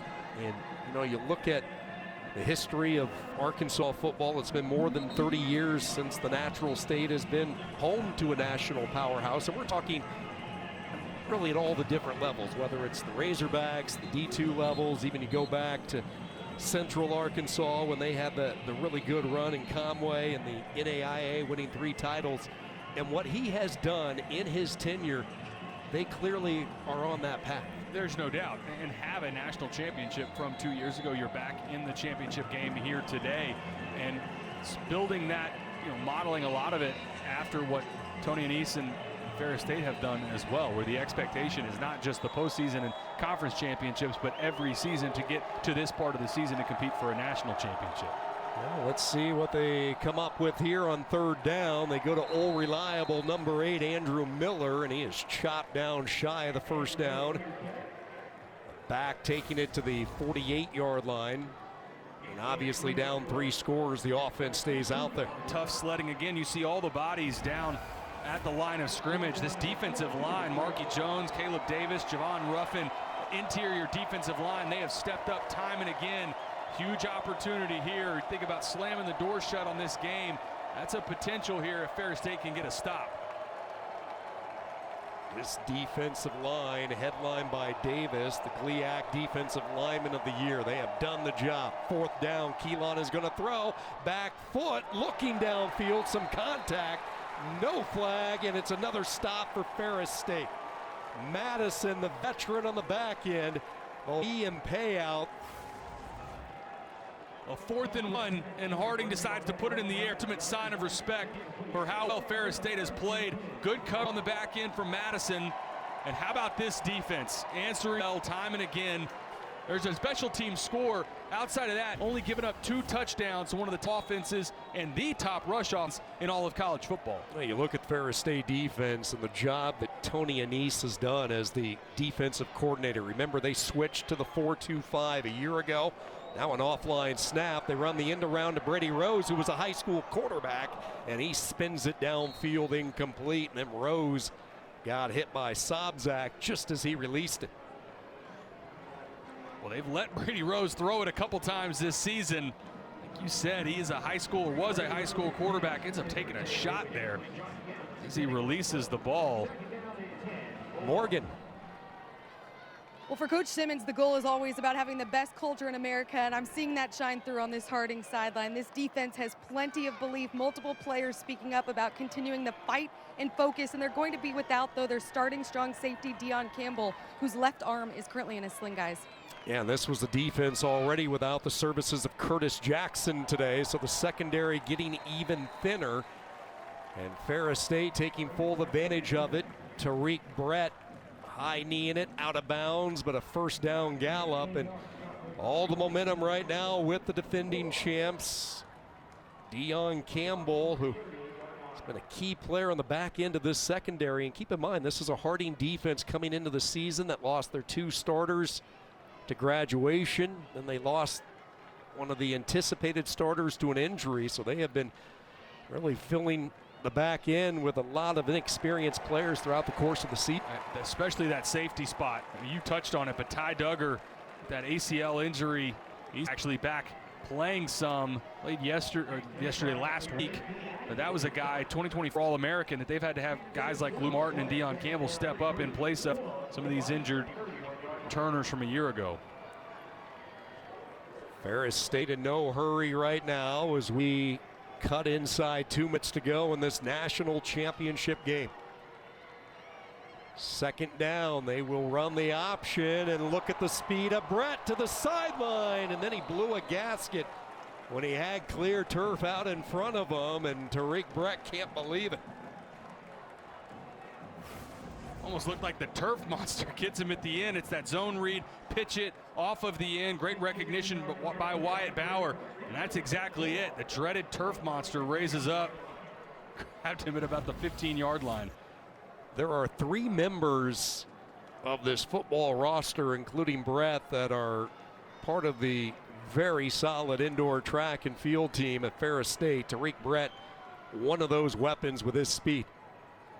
Change of direction, getting to the outside. This is Golker with it.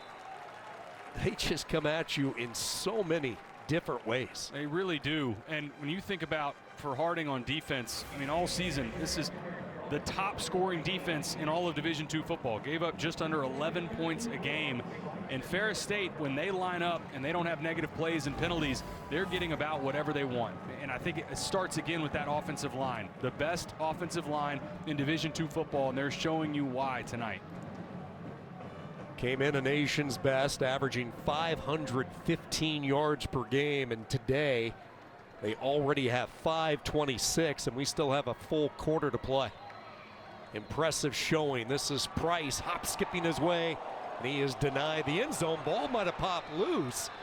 It was hard to get the turnover that they desperately needed. It was real late, and they're going to say Bison's football. So Harding gets a takeaway late. The freshman Price puts the ball on the turf. Like, as he's fighting for that extra yard, gets down to about the 1-yard line, try to get this ball in the end zone. He reaches it out as he's on top of the defender. From that look, I agree, Sean. I think that ball was out. This will be a great look at it. He's still on top of the defender, tries to reach it out, and that ball comes out. I don't think there's any question that that was a fumble clearly recovered by Harding, and this will stand. Yeah, Zach O'Day punched the ball out, and as you talked about, the body weight of Price landed smack dab on top of Sobzak, number 45. Well, we said a minute ago Harding needed to try to create a takeaway. There's an opportunity, keeping Ferris State out of the end zone. Just the second drive of the day that hasn't ended in a touchdown for Ferris. Boy, how about a 180 on that development. Now Miller with a little bit of rare daylight as he lumbers his way out past the 15. Looked like Ferris State was going in maybe for the knockout punch, and Harding able to get the one takeaway, and they will march to the other end as the third quarter expires. The national championship heads to the fourth from McKinney. Welcome back to McKinney, Texas here. The start of the fourth quarter here with Harding head coach Paul Simmons. Coach, a huge turnover by your defense. This is a good drive. How do you finish these final 15? Well, we needed a break right there. We got it. I tell you what, I love my kids. Love how hard they compete. We just got to come up with some plays in the fourth quarter right here. You know, if the game's close late, I love the Bisons. I love my boys, and we just got to keep on fighting and find a way to make a few plays and get a stop or two. We got to get stops. But it ain't over yet. Thank you, Coach. Thank you. Paul Simmons has built Harding into a national power, and the goal, he says, is never about winning. That will take care of itself. The goal is always about wanting to do all the things in our power to have the very best culture in college football in America. And as we start this fourth quarter, we will find out about the culture. Looking at an uphill climb, down 21, looking for their second national championship in 3 years. Ferris State looking for their fourth title in 5 years, and the defending champs putting on an offensive showcase today. 526 yards of total offense for the Bulldogs. Alongside Taylor McHarg, Morgan Uber down on the field. Sean Kinney with you as we welcome you to the start of this fourth quarter, as Franklin will take it off the pitch, and he will push his way up to the 26. Harding pace just a little bit. Obviously, flex bone, up tempo, those are usually things you do not hear in the same sentence, but down 3 touchdowns in this final quarter. Expect them to get on the ball, get their operation picked up just a little bit more than their typical tempo. Braden Jay, number 7 in white for Harding, has been the guy when they have needed a huge play. Throughout the past 4 years, he's been one guy to deliver. Here he throws a big block, and that opens up a hole for Keelan. And Keelan with 11 yards to the 37. So that time, Jay just bulldozered one of the defenders, and Keelan said, thank you very much. And midline's immediately taken away. Good recognition from Cole Keelan. Pull the ball and get vertical. And for a guy that's dealing with a litany of injuries, fighting this out, gutting it out, picking up a big first down for his offense. He broke his thumb last week. He tore his MCL earlier this year, suffered a separated shoulder in week 11, plus a quad contusion in the cold weather of Kutztown last week. That's what Cole Keelan is dealing with.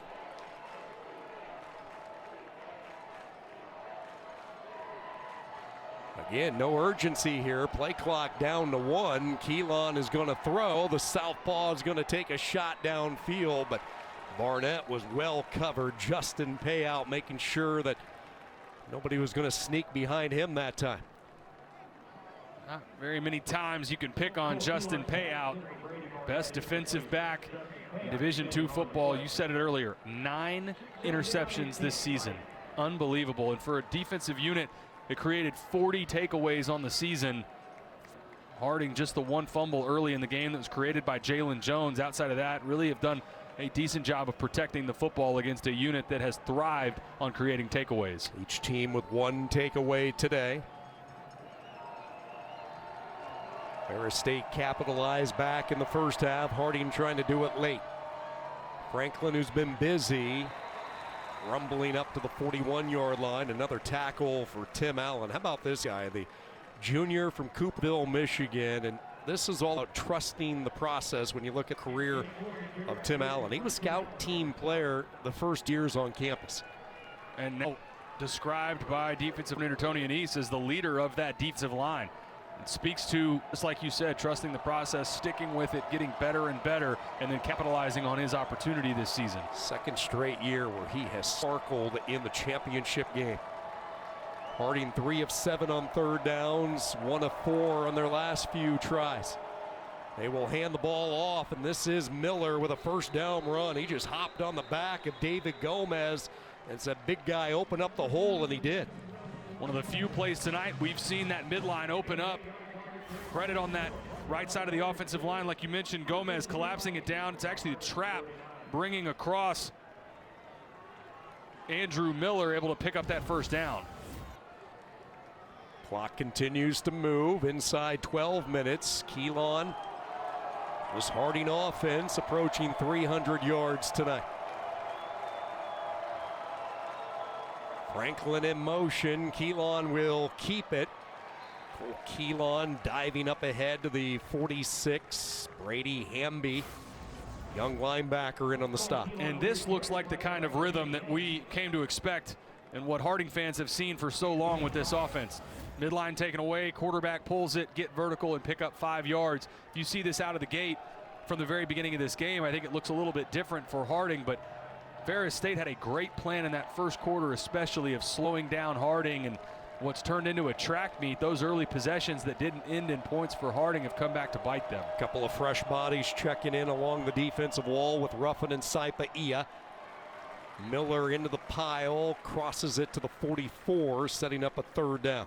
And again, Harding, this is a team that already they've broken their own NCAA record in terms of rushing yards and rushing touchdowns a season. Came into this game needing just over 300 on the ground to capture 7,000 rushing yards and 87 rush touchdowns coming into this game. But so far tonight, Ferris State, again, has had a great plan in that interior defensive line of slowing this offense down.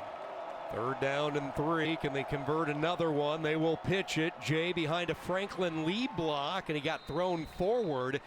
And a first down run by Jay as Tim Allen gets another stop, but not before the Bisons move the chains. And grinding out these first downs. Good job on the edge. Love that by Braden Jay. Put that foot in the ground, get vertical. You know you're going to take a shot. Those physical yards at the end to pick up a first down.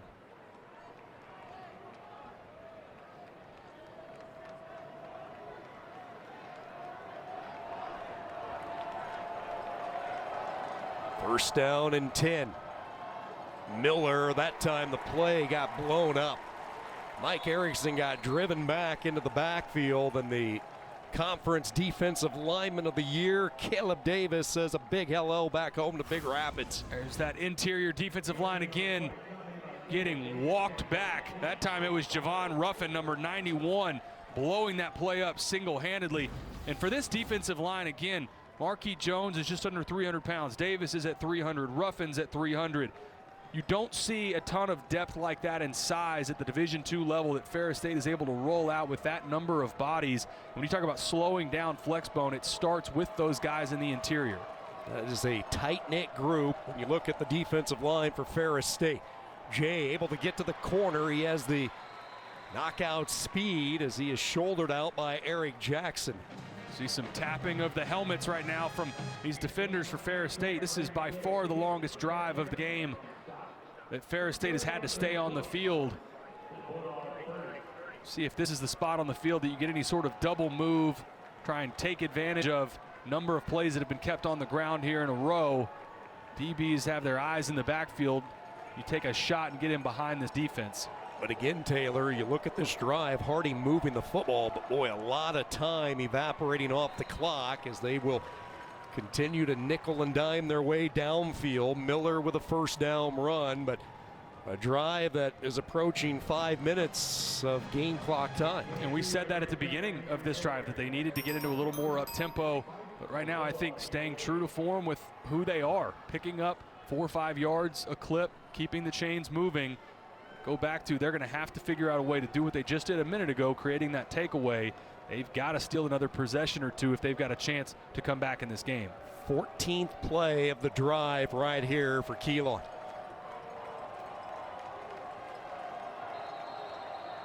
And now a stoppage, and I believe Ferris State wants a timeout. We'll take a timeout with the Bulldogs. 42-21 late here from McKinney.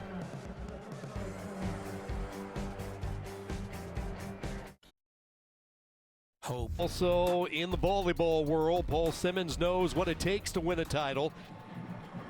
Looking at an uphill climb though right now. Down 3 scores, has watched his offense methodically march the football down the field. 14th play of this drive coming up, but Taylor nearly 7.5 minutes off the game clock.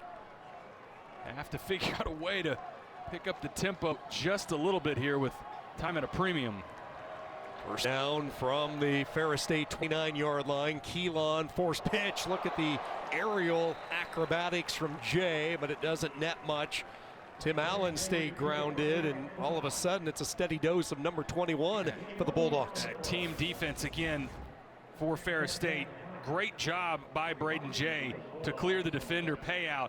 But you still see there that rallying to the football. Tim Allen able to clean that up, come away with the tackle. Second down and 9. These two teams meeting for the 4th time in program history. Miller trying to use his speed to the outside, finishes the run as that became a leverage battle on the edge with Eric Jackson. That's a side I don't want to see coming at me with momentum. Big Andrew Miller. There is no doubt he arrives with bad intentions. Now we get under 7 minutes left in this game. This is a long and complete drive so far. Only thing lacking, obviously, is a touchdown for Harding. It's been one of their best of the game. Needing a little bit of a sense of urgency here on offense. 3rd down and 4. The 18, the line to get. They have Barnett split wide right. Jay, the motion man. Keelan keeps it. Tried to sneak his way over the right side, and he won't get to where he needed to go. Isaiah Byers not fooled. And really, here comes the football game if you're Harding, 4th and short. Ended up pulling the ball and following his fullback, Andrew Miller. And you're exactly right here, Sean. This is your game here if they're not able to pick this up. Everybody coming to their feet inside McKinney ISD Stadium. 4th and a yard. They will give it to Miller, and he will fight ahead, and it looks like, judging by the spot, he should have enough. It wasn't easy. He cracked heads, moved the chains, first down. He did that 18-yard line. Looks like he got just enough as they're moving the sticks to keep this drive alive and keep the season alive for Harding. A candle stays lit as far as a miraculous comeback late for Harding. Meanwhile, the clock continues to move the wrong way if you're the Bisons back home in Searcy. Here is Jay as a convoy of blockers, and again, he goes airborne. Eric Jackson never shying away from contact, the junior from Largo, Florida, and there has been a substantial Florida pipeline all the way to Big Rapids throughout the years. You got to give credit to Ferris State on this. Really a bend but don't break drive where you're almost content to allow this amount of time off the clock. Sure, we'll give you the 4 or 5 yard clips at a time, drive this thing down the field, but now approaching under 5 minutes of clock remaining, even if it ends in a score, I think Ferris State would trade off the amount of time that's come off the clock on this drive. Second down, Miller hit, lost the football. Ferris State says they have it, and they do. The Bulldogs come away with the loose football. Jack Lamancusa with the recovery, and that might be the nail in the coffin tonight. Another huge play for this Ferris State defense. Second turnover of the game, and on their way to another national championship.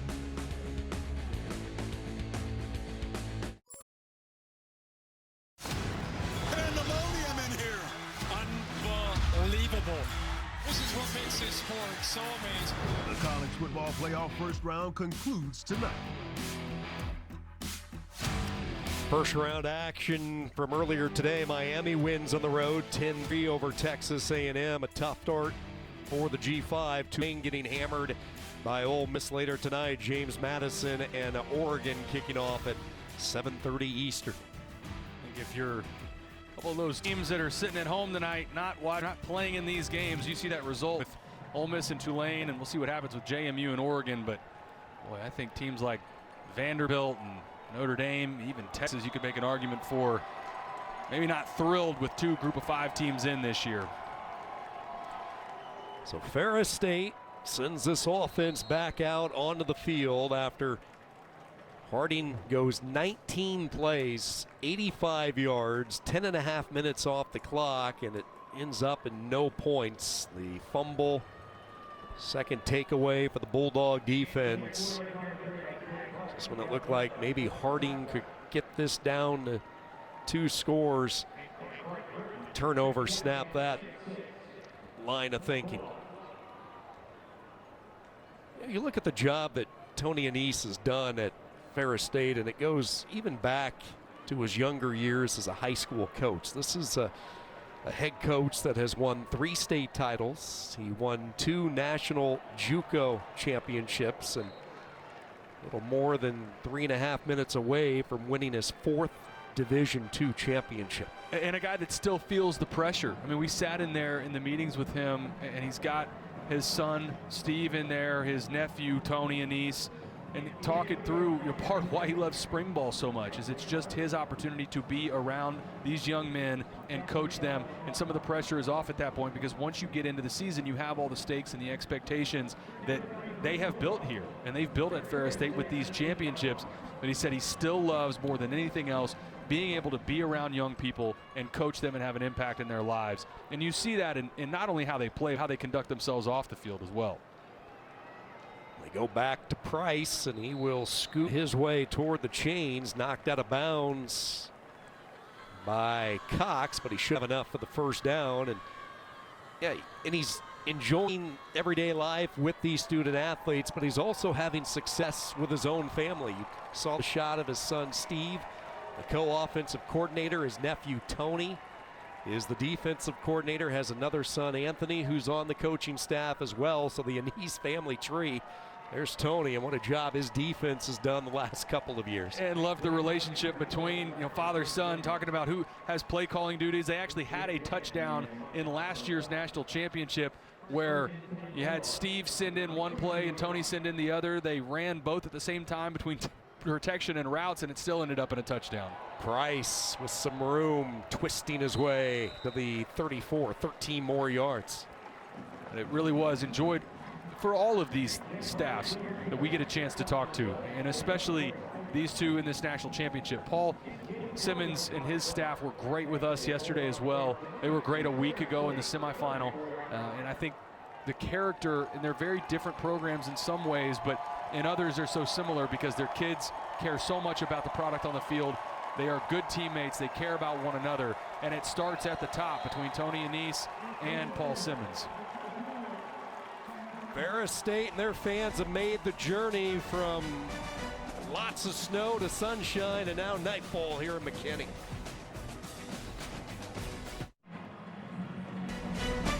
More football coming up next. We'll have the second FCS semifinal. 12th seeded Villanova host this year's Cinderella team, Illinois State, out of the Missouri Valley Football Conference. A trip to the championship game January 5th in Nashville on the line. That is coming up as soon as we wrap up here in McKinney. Finishing touches on this one for Ferris State, a program 2 minutes away from winning their 4th title in the last 5 years. A game in which they came out, set the tone early, jumped out to a quick 14-0 lead. We saw a wild start to the second half with each team coming up with explosive plays. And in the end, just too much offense for Ferris State as you see a flag fly. And gotta believe a late hit coming here, tag to Hardy.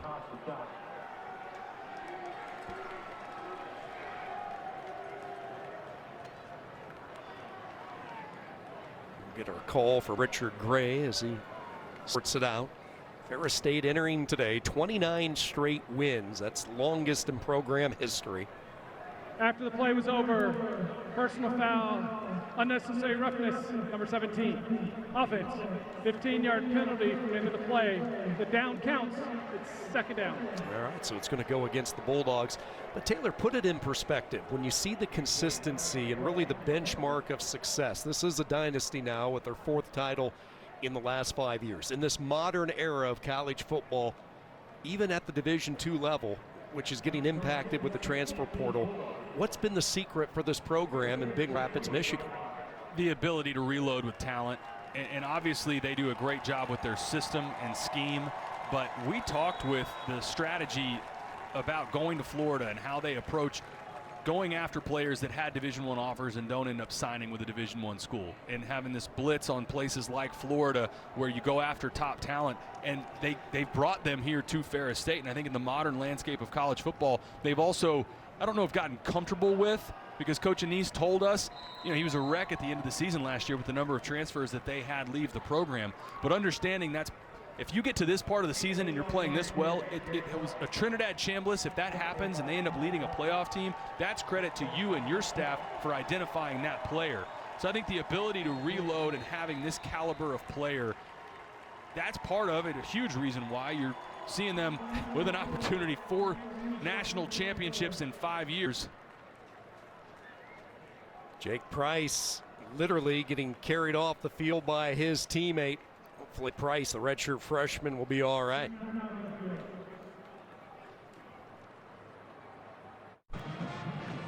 Be sure to join us for the trophy celebration immediately following conclusion of the game exclusively on the ESPN app. And you can bet Ferris State anxious for that party to get started.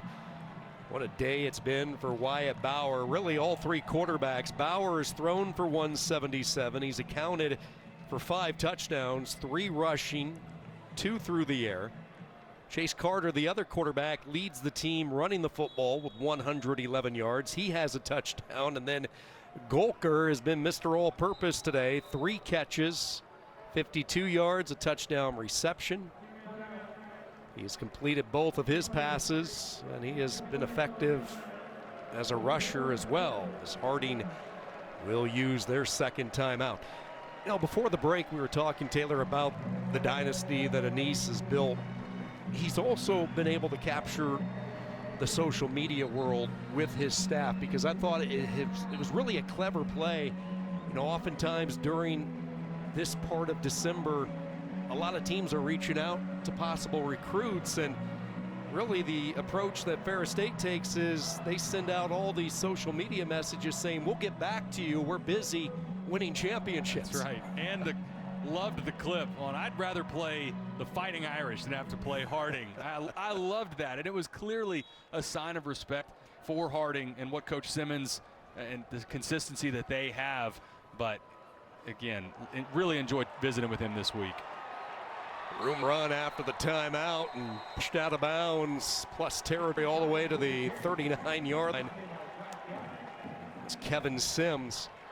And then conversely, on the other side, the respect shown by Coach Simmons. He says, why don't all these coaches at Ferris State bump up to Division I? Yeah, that's right. I think it's to see them interact with one another yesterday between our meetings that were back-to-back one another. And you could tell the respect they have for one another is clear.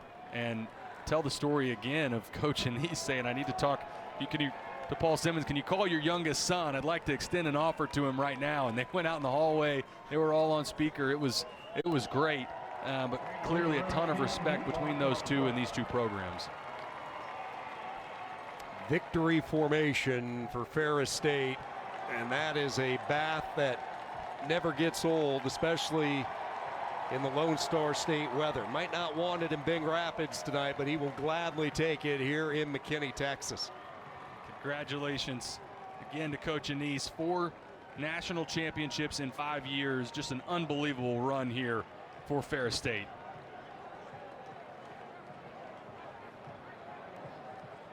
We asked him, with all the adversity that they have faced this year with the transfers and the injuries at key positions, where does that rank? He went back to 2008, his Muskegon team that won a state title with just 2 returning starters. He went back to 22. He called that a miracle team. And now here in 2025, he will add it to the list. He says their motto is all about keeping the chip. He keeps a chip in his front pocket everywhere he goes. You act like we have not achieved a single thing in order to be in the fight again. Well, guess what? They're in the fight again. And as the final moments run off, Ferris State, your 2025 Division II national champs.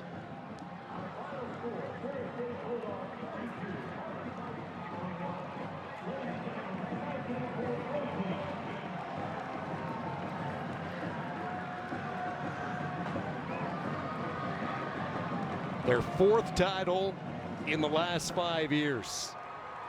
They won their first championship in 21, followed it with another title in 22, beating Colorado School of Mines last year. They hammered Valdosta State, and now today on a beautiful Saturday in McKinney, a 3-touchdown championship win. And so much change from a year ago. So many players that they lost into the transfer portal and reloaded in a big way. All the different pieces they had at quarterback didn't matter. Undefeated the entire way. They were top ranked going all the way back in the preseason poll in August. Undefeated national champions, 4th time in 5 years for the Ferris State Bulldogs. Morgan is with some happy Bulldogs right now. Wyatt, congratulations. All 3 quarterbacks played significant contributions today, but how are you able to deliver 5 touchdowns you accounted for when your number was called?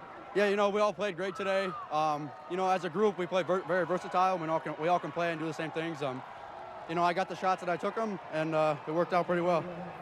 You had no hesitation when Coach Anise offered you. You wanted to come and play at Ferris State. 4 national championships in 5 years. Wyatt, what is it that separates this program? Yeah, it's just our love for each other. This team is so connected, and I love them so much. And we just play our hearts out every game, and they're nasty, so it just works out. Let's bring in your head coach, Tony Anise, right here. Coach. How the quarterbacks play tonight, Oh my gosh, what do you have to say here about this guy and the way that he was able to play in his first title game? Yeah, it's unbelievable. So much composure. Him and Chase and Carson threw the pass down deep. So unbelievable. People ask me all year, I mean, what are you doing on offense? Who are your quarterbacks? And all of them are, you know. So Wyatt was super, though, and very proud of him, and Chase also. There's two guys that were beat up, for the last 4 or 5 weeks and just grinded it out.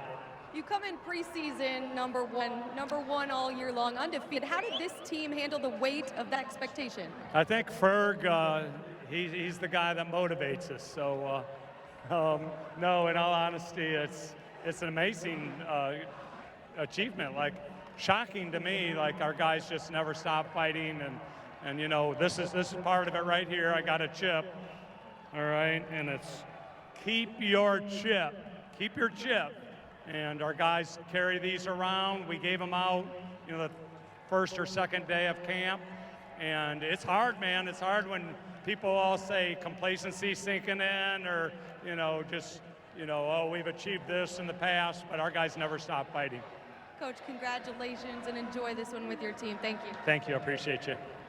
Sean? Thank you very much, Morgan. 3 state titles, a couple of national junior college championships, and now he has added his 4th Division II title. A dynasty, and that gets thrown around sometimes too much in sports, but this is the perfect example of it. 4 championships in 5 years, doing it at the highest level of Division II football, and it speaks to the culture that Tony Annese has established for Ferris State. Credit to him, credit to his staff, and to his players to get back here, do it this way against a really talented Harding team. This truly is a dynasty for Ferris State.